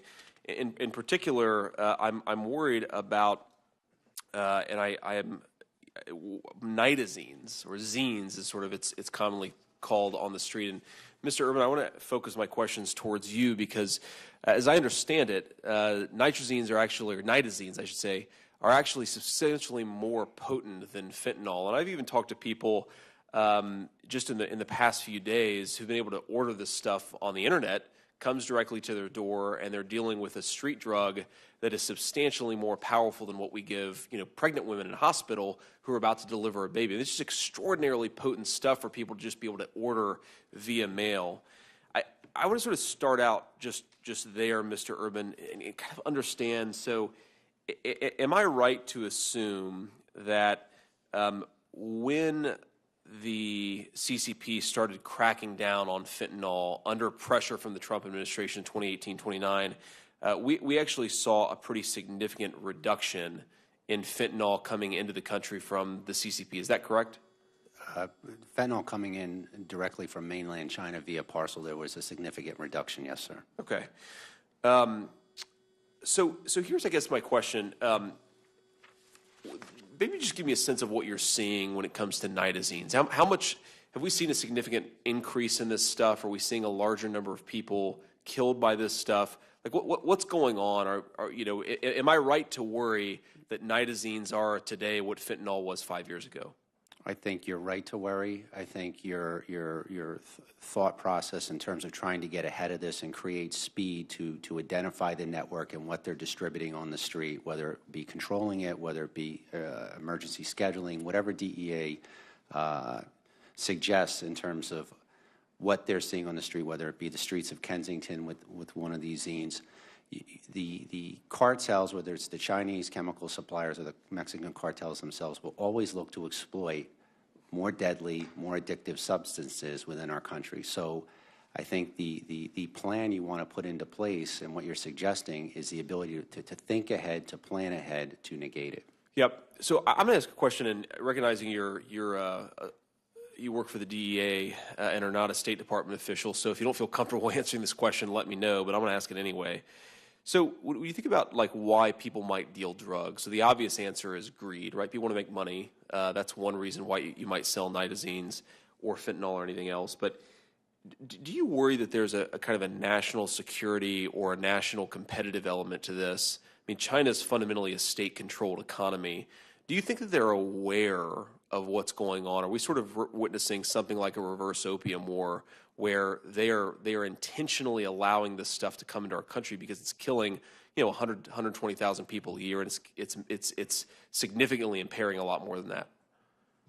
So in general, when I was with the DEA and we focused on the China threat, I did not have insight within mainland China with the CCP and directly what you're saying. However, I do think they can dramatically increase their efforts to negate the precursors of chemicals and everything we're talking about with Chinese money laundering that's happening on WeChat. And that could happen and should happen, and it's not. So at the risk of going pretty far out there, I mean, given that China is a largely state-controlled economy, and it's not exactly easy to manufacture nitazines, I wonder if we're looking at something like a state sponsor of terrorism argument here, where they are explicitly permitting a weapon of mass destruction, a weapon of chemical warfare, effectively, to enter our country. Of course, that assumes a lot, some of which I think we should be more careful about, but I really think that we should be worried about how much China knows that it's destabilizing our country, it's killing our people, it's, of course, doing tremendous damage to our workforce. And we ought to be looking into this and really exerting whatever diplomatic pressure we can on the Communist Chinese to stop this stuff. I appreciate your time, all of you. Mr. Urban, I appreciate your answer my questions. I yield. Senator Reid of Rhode Island is recognized. Thank you very much, Mr. Chairman. I first want to begin by commending Chairman Brown and Ranking Member Scott for drafting and bringing to the floor the Fentanyl Act. There were 60 of us that supported it, and as chairman of the Senate Armed Services Committee, I tried my best to get it included on the National Defense Authorization Act. Unfortunately, as I believe Senator Scott indicated, Republicans in the House objected to it, and we have to get it done. I would ask, beginning with Mr. DeFord and the rest of the panel, to just comment on why you think this legislation is so critical and how it would be helpful. I think, first of all, I think that this piece of legislation is extremely helpful because it's stopping the core of the supply. It's stopping the supply chain and doing everything we can to put a kink in that. But equally, I think any bill that is bringing attention to what I think the most brilliant thing said up here today is when my friend next to me said that, what does it take to make it a crisis? Are we going to wait until it's 500,000 people a year? Because I tell you what, we are really close. Thank you. Mr. Yost? Sir, I think, I mean, the end result is obviously we're seeing what's happening. There's no question. It's here in front of us. And no matter, you know, every minute we take to discuss and argue about what's the proper path to go, we're losing lives and we're losing this war. And the reality is we truly need to pull together and recognize that this transcends political parties and political beliefs. Now, from the perspective of the police on the street, you see that dimension, but there's another possible dimension, that China's interest is not just to make money, but really to undermine our social fabric in their competition with us. Do you get a sense from this? Look, you know, my view is a little different. You know, I guess we look at a global perspective here. You know, mine's, you know, our members are more focused on how it's affecting our communities. Right. But let's just be honest. There's no way in the world that China doesn't know the damage they're doing that's being done in this country. So you're either you're either fixing the problem or you're part of the problem. So their knowledge of the damage that's done and not taking any action is in fact their action. Thank you very much. And Mr. Urban, please. Yes, sir. So the Act itself allows for more offensive sanctions and AML compliance. Now it'll benefit law enforcement as it targets money laundering networks. Two, it takes forfeited Mexican cartel property, Chinese money laundering property, and puts it back into law enforcement investigative operations. There additional funding is needed for opportunities, investigative opportunities that exist right now in terms of taking that data in and networking that data and pushing target packages out to identify the networks and engage them. And it would help the coordination between federal authorities and local authorities in terms of targeting fentanyl, right? Absolutely. We want to map the network. It takes a network to defeat this network, right? So these are networked, organized crime activities where you need communication, transportation, and financial transactions for it to work efficiently. And it is working efficiently, unfortunately, and you need to attack all three components to that. And Mr. Yost, again, from the perspective of the street officer, you could, I think, concur that, you know, that they might not know where all the information is coming from, but they need the information. No doubt, no question. Information is key. Right. Well, thank you all very much. This is a critical problem in my home state of Rhode Island. I think we lost, unfortunately, 434 Rhode Islanders, and for the smallest state in the country, that's a lot of people. Thank you. Thank you, Senator Reid. Senator Lummis is recognized. Well, thank you, Mr. Chairman. I want to thank our witnesses for being here today. Every state is a border state right now when it comes to fentanyl, including my home state of Wyoming, which one has to pass through both New Mexico and Colorado to get north to Wyoming. But we know that fentanyl, the precursor chemicals, and many of the traffickers themselves are bringing this poison into our country via the southern border. So it's the crisis at the border and the failed policies at the border that are the chief contributor to the deaths of more than 73,000 Americans in 2022. Fentanyl deaths in Wyoming have gone up significantly in recent years. In 2019, there were 11 due to fentanyl overdose. By 2022, that number has risen to 53. And my state has the smallest population of any state in the nation. So this trend across the country is terrifying. Laramie County, which is Cheyenne, is right along I-80, which is a major corridor east to west in the U.S. Last June, police seized more than 9,000 fentanyl pills in a single bust. So we know that Interstate 80 is a corridor for trafficking of these drugs once they get into the United States. So this is a very timely hearing, and I appreciate you all being here today. We also know that when there's a surge in migrants at the southern border, that personnel are focused on processing them, and that takes attention away from the trafficking of drugs. So it has coincided that when there's a surge in illegal migrants crossing the border, there is also a surge in the transport of illegal drugs, fentanyl first and foremost among them. So we've got to get our southern border under control for the sake of Americans who are dying because of our open border policies that will not receive the attention from the current administration that it needs. That said, a couple of questions. Mr. Urban and Mr. Yos, how well do federal law enforcement agencies, whether it's CBP or ICE, communicate and cooperate with state and local law enforcement when it comes to cases in which seized fentanyl has been traced back to cartels? So in a general sense, they cooperate well, but in terms of the threat and what we now face, they need to cooperate better. There needs to be more communication. There needs to be the advantage of taking advantage of the data that I talked about earlier. So the individual that was stopped with 9,000 pills, that should be immediately downloaded, taken back to a larger data tank to determine who else that individual was connected with within the network. So whether it's at the border, we can leverage that for interdiction in a moment's notice, or the other individuals that he is connected to within, again, the Mexican cartel network with speed. I'll just add to that the working relationship between DEA and Homeland Security on this issue, the task force, play a pivotal role in our investigation, and we do have a good, strong working relationship and sharing information.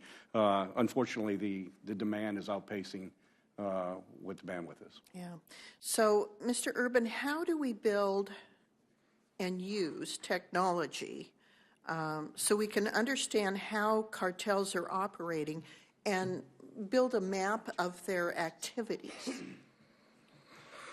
So again, compared to when I targeted them with undercover money laundering activities, with undercovers and wiretaps, right now the opportunity exists to intake that data, right? So whether we have large data tanks that we talked about, whether it's FBI, DEA, HSI, and the individual enforcement that happens out on the street, whether it's a car stop or the arrest, we want to pull that data in, and it'll do two things. One, it maps out the network, because like I talked about earlier, they are connected through transportation, communication, and financial movements of money.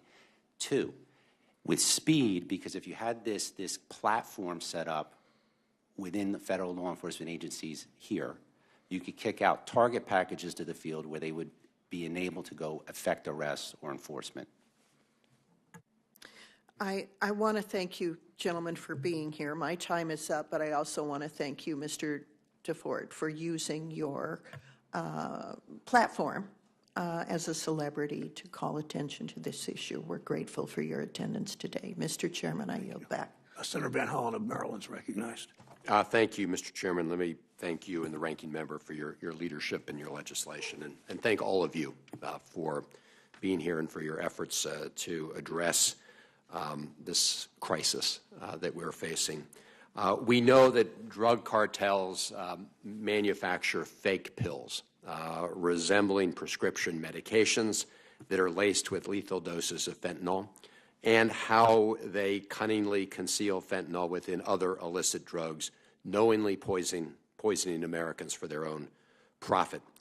To share one devastating story from my home state of Maryland, a young lady, Trinity Ripley, lost her life to accidental fentanyl overdose after consuming a counterfeit pill just before Christmas last year.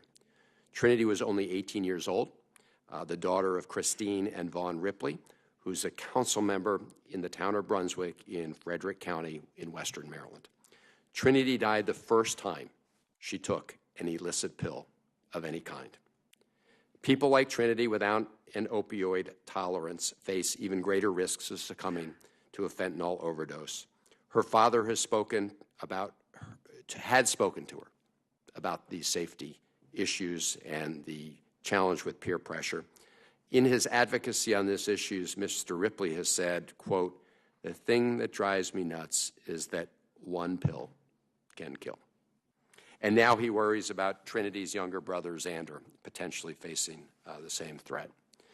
Mr. Yos, in 2021, the DEA launched the One Pill Can Kill enforcement effort and public awareness campaign. Can you talk about what specific strategies that state and local law enforcement agencies are using that are, in your view, most effective? And unfortunately, there are a whole lot of Trinities out there. And you're right, one pill can kill, and we're seeing it over and over and over.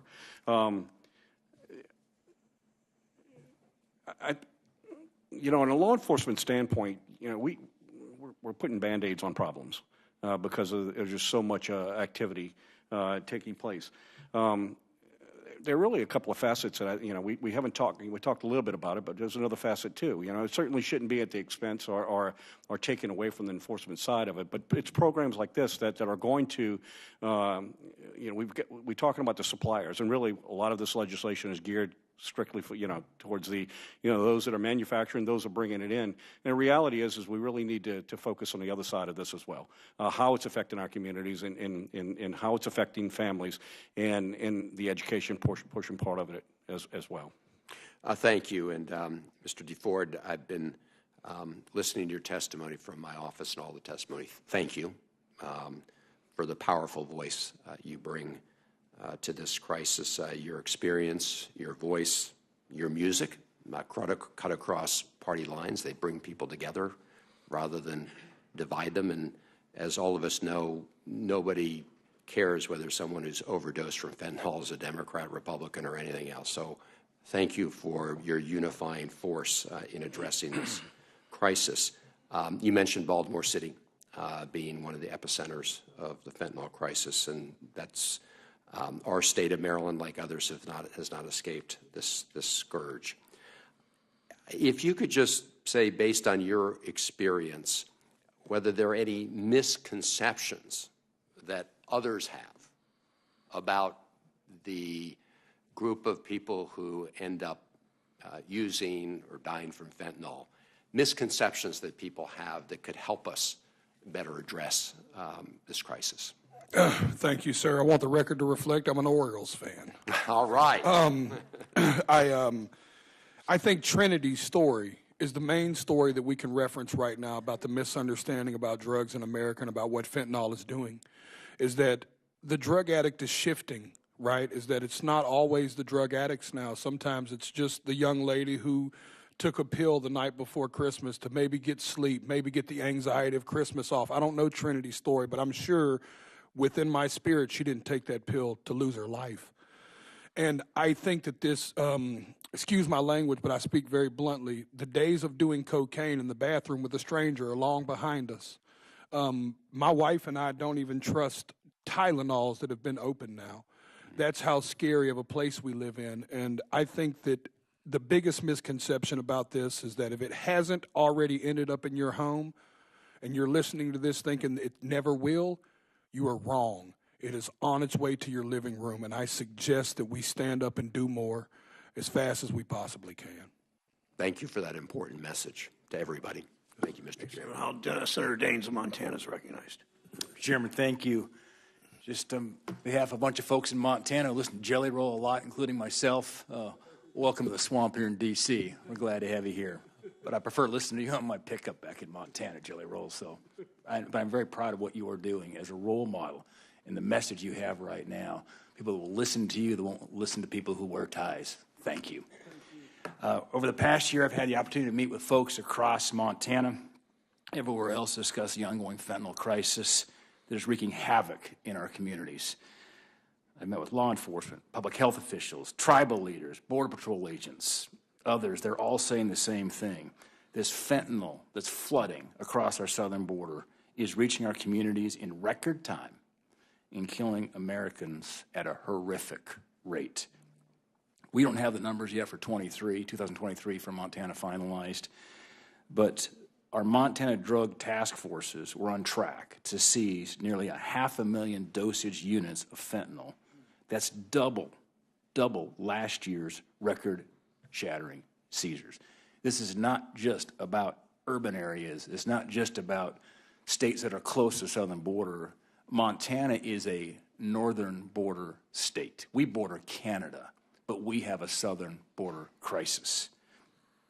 As we've seen the CBP numbers in fiscal 23, they seized enough fentanyl at the southern border to kill the entire population of the United States. These are sobering numbers, and with Jelly Roll's public advocacy and help, just letting people know you don't die from an overdose, you die from poisoning on fentanyl, the smallest amounts. And you take a little packet of Sweet and Low and think of, if that were fentanyl, it's enough to kill 500 people. One of these Montanans whose life was tragically cut short was Riley Schraps, Butte, Montana. It's one more of the tragic stories. He passed away after taking a pill that was laced with fentanyl. Last year, I had the honor of bringing Riley's dad. I brought him, Riley's dad's name's Tom, to be my guest to the President's State of the Union address. Tragically, Riley's story is becoming more and more common as fentanyl continues to infiltrate every corner of every community in America. I'll continue to work with my colleagues in the Senate to clean up this, in many ways, it's a man-made crisis. It's a crisis that starts at the southern border. It starts in Mexico. It starts with the precursors in China as well, and stem the flow of fentanyl in this country so that no more families, no more Montana families have to grieve the loss of a loved one to this drug. Mr. Yos, in your opinion, has the crisis of the southern border made the job of law enforcement officers harder as it relates to illicit drugs and crime? I think anytime you have a system where the demand is outpacing the resources, it's always going to be a challenge. And I think we're there. We clearly are. I know that there is some really strong discussion here in the Senate about a solution to the border, and I'm really looking forward to being part of that and learning more of it and being part of that solution. Something we need to recognize that there is damage being done here. Thank you.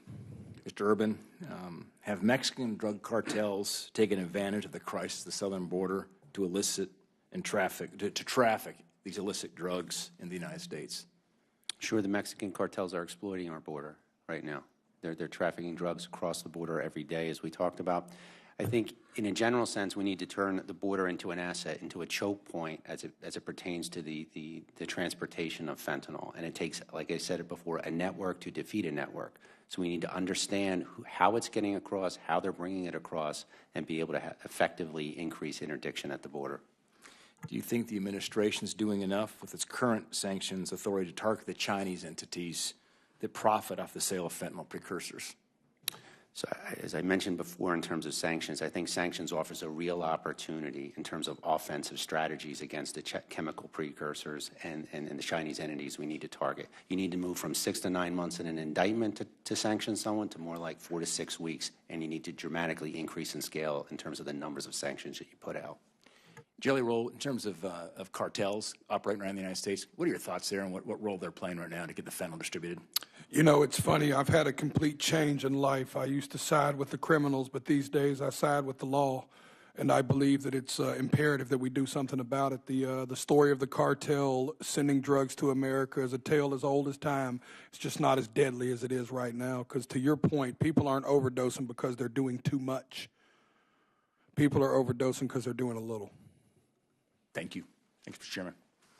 Senator Warnock of Georgia is recognized. Thank you so very much, Mr. Chair, and thanks to all of our witnesses for being here. I'd like to say to Mr. DeFord, Jelly Roll, I heard your sermon, on the CMA, and I was wondering what you're doing on Sunday.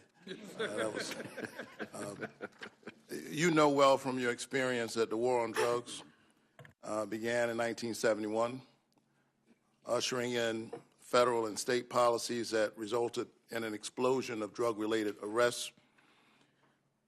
Your family's been impacted by this. You've been impacted from 1975 to 2019.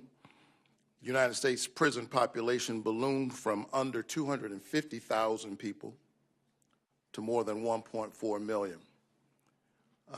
A number that Dr. King, whose birthday we will celebrate in a few days, could not imagine. I often call it the new Jim Crow. The consequences of incarceration can be lasting. In many states, those who have been convicted of drug-related crimes face significant obstacles in finding a job, securing a place to live, even voting. And so the very forms of discrimination against which Dr. King and others fought have been reinscribed within the context of America's criminal justice system. And as I've said before in this committee, my fear is that if we treat addiction simply as a law enforcement problem, we will continue to hollow out entire communities to fill our overcrowded and in some cases privatized prison systems while leaving communities no safer. And so I'd like to ask you, as you've told the story of your past, when you were a teenager, you were arrested and served time in prison for drug-related offenses, including violent ones. How has that felony conviction on your record affected you, a successful rapper, a musician, a songwriter to date? Yeah, I mean, I carry it in every way you can carry it, Senator. Thanks for asking. There's so many countries I'm not allowed into, which I never thought would matter until I start having hit records in Canada and Germany, and I'm not allowed to go. I'm not allowed to vote. Any core right has been restricted for me. I struggled to buy a home because homeowner insurances were trying to charge me premiums because of my felony. I mean, this thing has hit me in ways that we couldn't describe. I've had neighborhoods where HOAs just flat wouldn't let me live there because of my felony. I have seen the effects of carrying this thing with me. And my state has a violent offender policy where it does zero forgiveness for violent offenses. A crime I committed when I was 15, I'll never be able to get expunged. And I carry that still today. So you in a real sense, are the embodiment of a story of redemption. Yes, sir. Know a little bit about redemption, preach about it every week, and you embody that, and yet you live with this cloud over your head, unable to vote and struggling to buy a home. It's hard to move forward when your past is always in your back pocket. So thank you for that. I believe that most of the folk who are struggling with addiction need health care and need treatment, not permanent incarceration. There's a way in which, as you describe it, people are shackled even when they're not incarcerated. Do you believe that access to better care, treatment, and resources earlier on could have kept you out of trouble with the law? Absolutely. And I want to be very clear that I believe drug addiction is a mental health problem, not a law enforcement problem, just so we're clear on the front end of that. I believe drug dealing is a law enforcement problem. I believe drug addiction is a mental health problem, sir. But I believe if I would have had resources in my juvenile years or more opportunities, or if we focused more on education and loving and less on discipline, especially with our youth, we could get mountains moved. Well, thank you for your voice on this and the ways in which you're using your music and your platform to help people who are dealing with addiction issues. But we need you to help us to get it right in terms of policy. Last year, I pushed for the Fend Off Fentanyl Act to allow for some of the illicit finances reclaimed by the government to go to the Federal Substance Abuse and Mental Health Services Administration to provide funds for substance use disorder treatment and recovery and diversion programs. The chairman committed to working with me to get my provision in the bill before it goes to the floor, and I look forward to working with Chairman Brown to ensure that this important provision is included before this bill passes Congress. Again, thank you so much, sir, for your voice on such. I'm not educated enough to speak on this, sir, but I will say I have a feeling there's going to be more than enough money to go around. Thank you so very much. Thank you, sir. Thanks, Senator Warnock. Senator Britt from Alabama is recognized. Thank you, Mr. Chairman. And thank you to all of our witnesses for taking your time to be here with us today, particularly to talk about such an important issue. I want to echo what several of my colleagues have said. The United States is facing a devastating fentanyl crisis, which is only growing worse on the daily by the crisis we see at our southern border. Now, we know what we need to do when it comes to our southern border. We need to secure it with personnel, more personnel, physical barriers, technological barriers.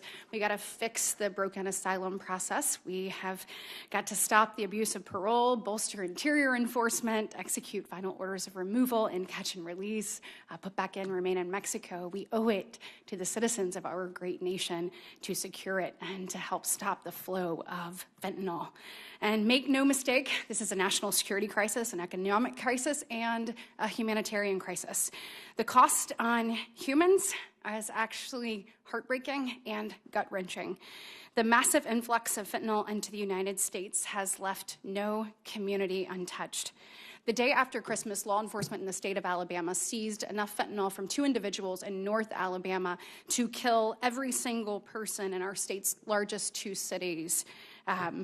And you start to think about that and think about the impact of that just in one seizure. We've heard many stats today. Over 379 million doses of fentanyl were seized across America in 2022, enough to kill every single American or every single Alabamian 75 times over. The results of this poison, it's flooding our country, and we see what's happening. It's clear. There were more than 100,000 overdoses, 112,000 to be exact, in 2023, and fentanyl is now the leading cause of death between the ages of 18 and 45. I think it's critically important that we think about this crisis beyond simple statistics, though. These numbers represent real people. They represent pain. They represent tragedy. They represent loss.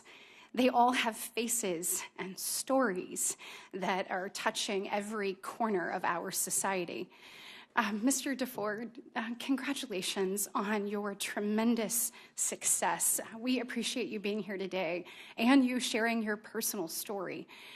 I want to say, your story is one of salvation, and I am so grateful for your willingness. I think a lot of times people in life just share their peaks. That's all they want you to see. And your willingness to show valleys, and then to show and talk about your relationship with our Lord and Savior, Jesus Christ, to talk about climbing out of those valleys, that is going to give somebody else the courage to climb too. And so thank you. Please keep telling your story, and thank you for your willingness to do it here in such a public way today. As we sit here, though, not every family has a story of success like that. There are families that tonight, when they sit down for dinner in Alabama or wherever they may be across the nation, there is going to be a chair where someone should be sitting, where they're not, because of fentanyl poisoning and because of the effects of this drug.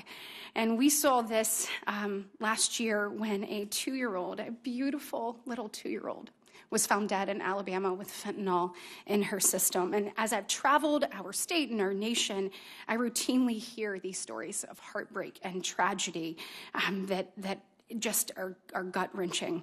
And when I was at the border last year, I went to San Diego, and a DEA officer was sitting there talking to us, and they told us the story of a mom who had 2 boys. She had 2.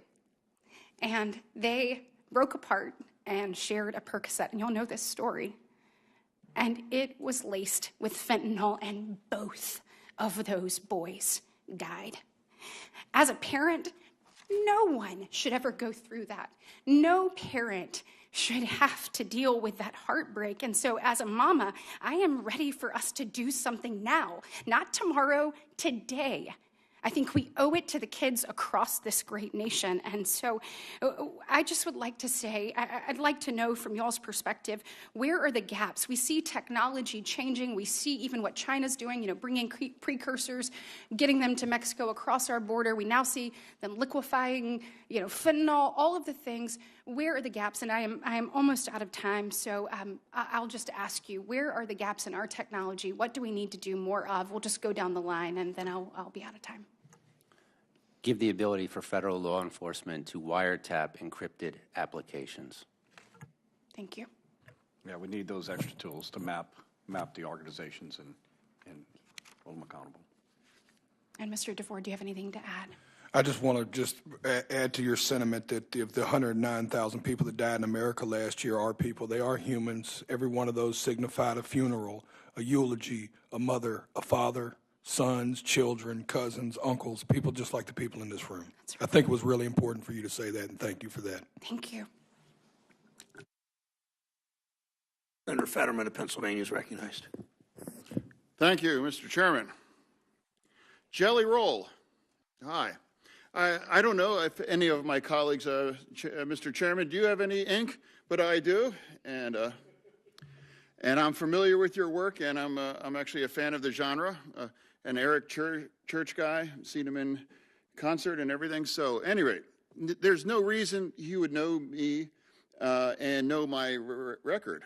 But before I became a senator, I was the lieutenant governor of Pennsylvania, and I was in charge of the pardons process here in my state. And I've made really important part of my platform is I believe in second chances. And I've signed off on thousands and thousands of pardons. And then I believe that, I believe in redemption, and I've made that very critical.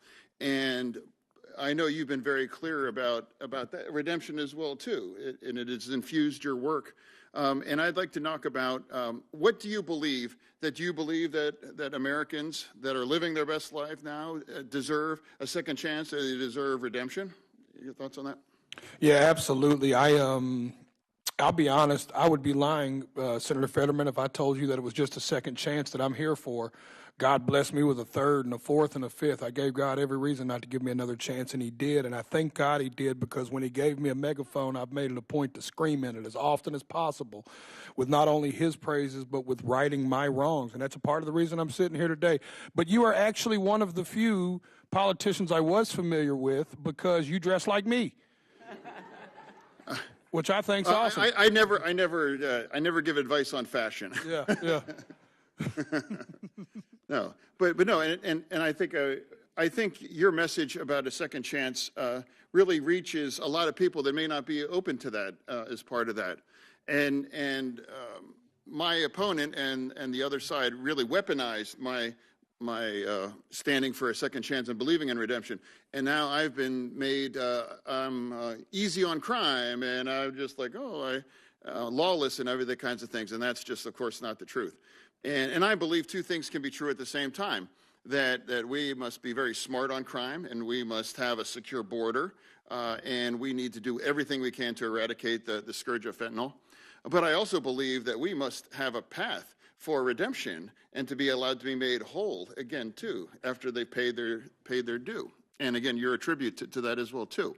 On the other side of that, we cannot ever make our streets safer without the buy-in of the police. And I would just say this. There's a neighborhood in Philadelphia, in my state, Kensington. Kensington is essentially ground zero of fentanyl and the scourge of that.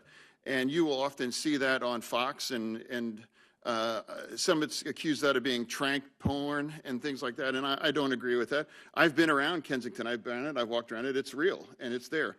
And I don't think we can effectively address our national tragedy if we're able to make that successful and make it safe. And we can't do that without the members, Mr. Yos, of your membership in Philadelphia as well. And I fundamentally also, I want to salute the new mayor, Mayor Parker in Philadelphia. She understands that we have to address the situation there in Kensington, and I would absolutely support that. And I also believe that we cannot demonize our police as well, and we need to make sure they're part of the solution as well, too, and I fully support that. And I just wanted to ask, because a lot of the politics that get involved in it, and my belief in a second chance has been weaponized, and many members of your membership believe that I'm lawless and I'm not anti-cop and I'm anti-law, and of course that's not the truth. Is it possible that two things can be true at the same time, that we need a strong, fully energized police department, and we also believe that believing in a second chance is actually, it's compatible? Well, sir, I do agree. I do agree that I think, and to some extent, what we're doing is we're modifying behavior to some extent. When illegal behavior, there's there's no question. People, one mistake doesn't mean you throw someone away. Obviously, they're part of society, and I guess the hard line is second, third, fourth, and how many people get hurt along the way. And that's the one that I think we'll all wrap our arms around on just how effective some of this is. You're right. I think you are correct. We need to, when we're all working together and recognizing a problem and finding solutions to those problems, we do find solutions to them. When we don't work together, we do not, and it's a disservice to the people we serve. Now, Mr. Chairman, 30 seconds more. Senator. Yeah, no, I believe that, especially in Kensington, and I absolutely support the new mayor's efforts on that. That solution, is we must have possible. It's possible with the police, and I think we also have to understand that we can't necessarily throw away addicts, and that we need to work together on that. And I think that's a base case on addressing our nation and this scourge. So, at any rate, thank you, Mr. Chairman, and thank you both. Senator Butler is Senator Butler is recognized from California. For the hearing and our ranking member on such an incredibly important topic. Thank you all for being here. Representing the state of California, it was also important for me to be here and to be a part of sort of raising the voice and telling the story of 40 million Californians who have been managing the difficulties that this drug has brought to families, both urban and rural, American-born, and those who have immigrated to our great state. And so I want to appreciate all of you all for being here. In California, fentanyl has been the cause of 77% of drug deaths amongst teenagers last year. And we have all talked about the statistics and how they show that overdoses involving fentanyl were behind 1 in 5 deaths of people aged 15 to 24. 1 in 5 deaths behind in those 15 to 24. I think robbing our state and our country, of our future.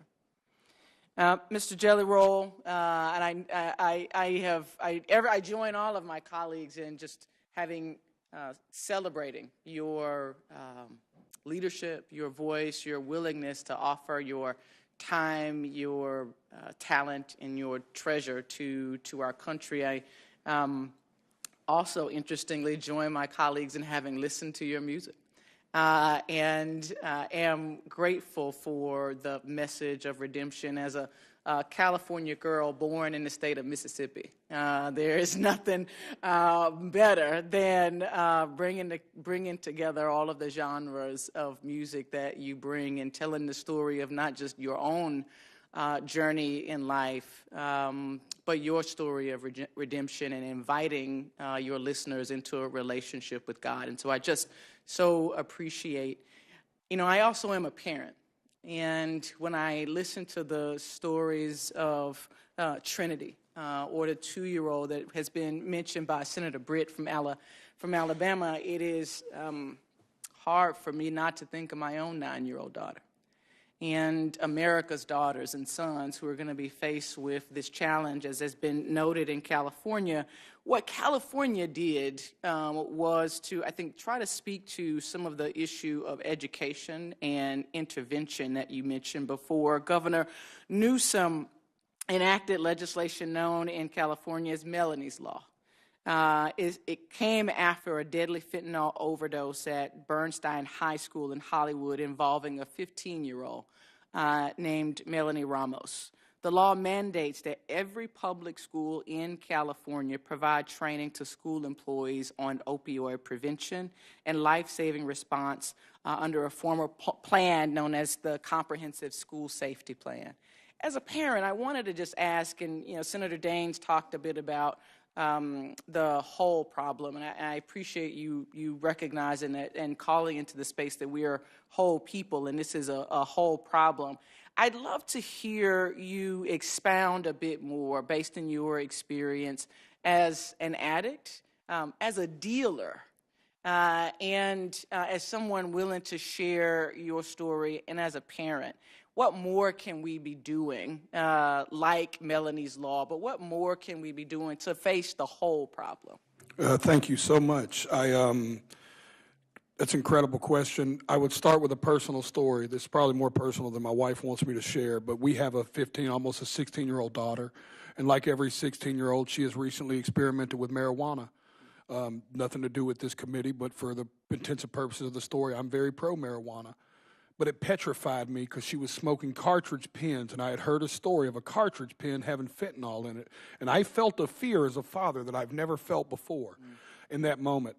I'll also give you this as a testimony to how I do business personally. I take 10 buses on tour. We run a very big tour, and all 10 buses are required to have testing strips, Narcan, and defibrillators. I put them in all buses. We have sober buses, we have party buses. Even the sober bus gets them because I know sometimes it could be the Trinity effect of one guy relapsed and took one pill and he wasn't ready for it. I think that the act, y'all, the Melanie Act is one that should be across the country. I think that education is so important that these kids don't realize, like I said earlier, the era of when we were children and we could experiment with drugs is not safe for our children no more. There was a time in this country where you could experiment with drugs, and that time is not now. And I think that we have to continue to drive that home. I don't trust my daughter smoking tobacco because if I didn't see it get popped out of the plastic, I don't trust it. And that's sad because now we're living in fear. And nothing is worse for an American than to live in fear. Thank you so much for that. Because you were willing to tell more than your wife wanted you to, but also because it leads me to my next question for Mr. Yost. And the interaction with law enforcement. Look, I spent 18 years in the labor movement, and so often there are policy conversations held around our members' profession without the inclusion of the voice of workers at the center of implementing that policy. And so I appreciate your representation on behalf of your members and being a part of this. My question is very much connected to what Mr. DeFord just outlined. And at its core, the question is, are we doing enough to train and ensure the appropriate supplies for our law enforcement officers to do what they signed up to do, which is save the lives of American children? So often our children are dying by accidental ingestion of fentanyl. They're not seeking to take fentanyl. They are ingesting, counterfeit pills perceived to be something else.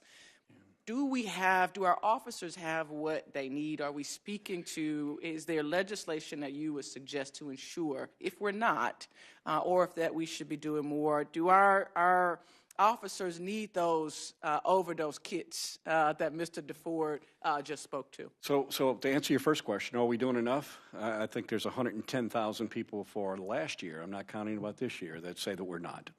Clearly, we're not even coming close. So there's work to be done. There's no law enforcement officer that wants to deal with any of this, much less go to a family and explain to them how some poison that's on the street that we were not able to prevent being there has taken the life of one of their loved ones. So there's a huge challenge here. There's two parts to it, and when we talked considerably about both of them, we're focused right now largely on the supply. Thank you, Senator Butler. Thank you. I'm sorry. Finish. Okay. She was way over. Okay. The supply. The other side of this is too, and we've talked extensively about it. We need better education of this. There has to be. So on a rank and file officer's standpoint, we can take one part of this and not fix the problem. It has to be. It's going to have to be a holistic approach. And if we don't have a community aspect to this, if we don't have the empowerment of it, of a community being part of the solution, we're not going to fix it. You have the supply and you have the demand. We need to address it on both sides. I hope I answered your question. Thank you. Senator Cortez Masto of Nevada is recognized. Thank you. And thank you, all three of you, for being here, because I think it is important we talk about this holistic approach. From my past experience, and I was Attorney General of Nevada, working with HIDA and addressing, at the time, methamphetamines, and then we had opioids, and now we have fentanyl, and we'll get into that. 80% of the drugs that are consumed that come from Mexico are consumed because the demand is here in the United States. So it is demand along with the supply that we have to address. But here's what is important for me, and I think that's why what you guys are doing is key here. It is the relationship and partnership between law enforcement and our mental health and our substance abuse. It's the healthcare piece of it is key, just like the law enforcement is. And this is why, Mr. DeFord, I just so appreciate you being here. And you said this, that, and this is true for Nevada as well, that I don't think there's anybody that's not touched by this somehow or knows somebody that's been touched by fentanyl or substance abuse in general. And that's why it is important we continue to fund and support both sides of it. So for the benefit of everybody here, I want you to know at the end of 2022, Congress made one of the largest investments in mental health and substance abuse programs. Congress put more than $2 billion in additional money to mental health and substance abuse programs over the past 2 years, and $7.5 billion for substance abuse and mental health services. That was the largest we've ever seen Congress doing. Is it enough? No, but it's a start. Here's my hope, is that as we are talking about these issues, that if you have a challenge, whether it's your physical care, your mental health, or substance abuse, there's a provider that you can go to get help. And you have the funds to do it, and it's accessible, and there's no longer any stigma associated with it. Because it is an illness. It is a problem that we have to address in our communities, and we have to front end and help people. And that's what I'm hearing from all of you as well, is this partnership. But to address the drug trafficking side of it, I am concerned. I was just down at the border. I was down in Arizona. I was at both the Tucson, Nogales, and Lukeville. There is a challenge with the drugs coming across the border, including too much fentanyl. And right now, this administration has $14 billion that they want Congress to support to go to that border, to address not just the drug trafficking, other things that are happening at the border. And I am hopeful that my colleagues on both sides of the aisle recognize that this is important. But here's my question, and I appreciate, Mr. Urban, your comments, because I heard very clearly what else we need to do with respect to law enforcement support, WeChat, wireless app. It takes too long. You and I both know from former law enforcement, the quicker you can get on it and follow the money, then you can stop the trafficking. And it is taking too long. We need laws. So I'm there, and I'm hoping my colleagues hear this as well, and I'm willing to work with them to address that. Mr. Yos, thank you for everything you do. Let me talk to you about our rural communities, frontier communities, and tribal communities. Because what I know in Nevada, as we address this in some of our major urban areas, there's law enforcement. They're tackling it. They're working with HIDA. They're working with partnerships at the federal, state, and local level. But our rural communities and our tribal communities are challenged, and a lot of these cartels are taking advantage of that in the trafficking.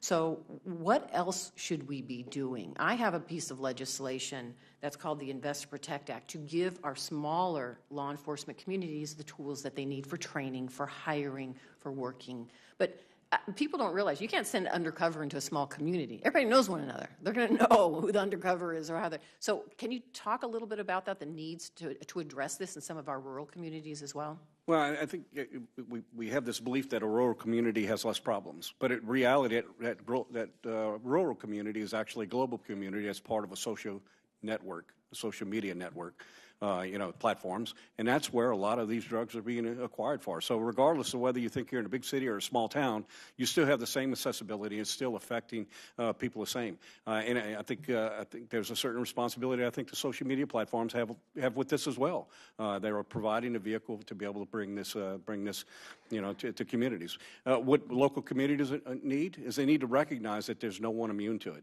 No one, regardless of the size of your community. It's and need resources to be able to do it. I think a lot of it would be easy to suggest that maybe it's not a problem that exists here. It's a mindset. We need to recognize that those resources need to be across the board, regardless of the size of the community.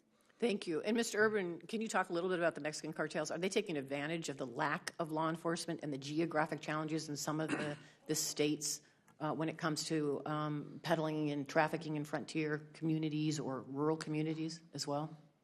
Absolutely. The Mexican cartels have infiltrated almost every community in the country. They're taking advantage of us in many different ways, whether it's cities, our transportation system, the ability to launder money through the financial networks here. It's going to take a team approach to go after the entire network of the Mexican cartels, and we'll also have to affect them within Mexico as well. And so one final thing, and I thank the chairman because he talked about the support for one of the bills that I have is combating illicit xylazine act, which we now know this xylazine is being cut into this fentanyl, which is just as devastating, even more so. And this is a profit for these cartels. This is where they're making their money. This is a product. They're going to switch. Whatever product is selling at the time, they're going to switch whatever that product is for that demand. And we need to give the law enforcement the tools they need. One of the things I always get when I introduce legislation from some folks is, well, it's not working, so why do it? Why pass this legislation? The war on drugs is a failure, so why are we doing anything? What's your response to that? The fentanyl deaths that we spoke about earlier, I would describe as those young teenagers being murdered. We owe them justice. We owe their parents justice. As a federal agent, I'm frustrated by what's going on in the country right now. Everyone that's died from fentanyl overdose or poisoning, the Mexican cartels and anyone that's facilitated that trade needs to be brought to justice. And we want to talk about uniting as a country. We can all unite behind the justice that needs to be imposed on these nefarious actors.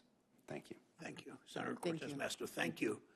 Thanks to the three of you for being here today and providing testimony. Senators who wish to submit questions, for the record, those questions are due 1 week from today, Tuesday, January 18th. So the three of you, the witnesses, the three of you, please respond within 45 days of our sending you the questions to respond to any of those. Thank you again.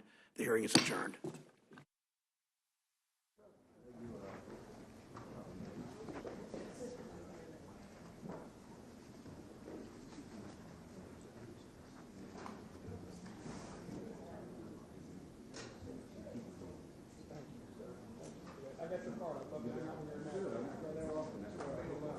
Nobody had us being friends on the phone. Absolutely. Yeah, that'd be great.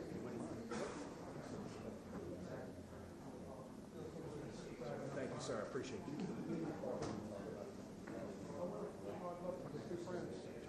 I'd be honored. No, Senator Brown. How'd I do?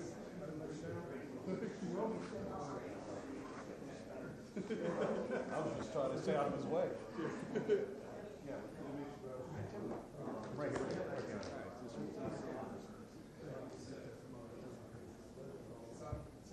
Where are you at now? 10 times a year. I got a brother that lives in Mama, Manila here, Manila.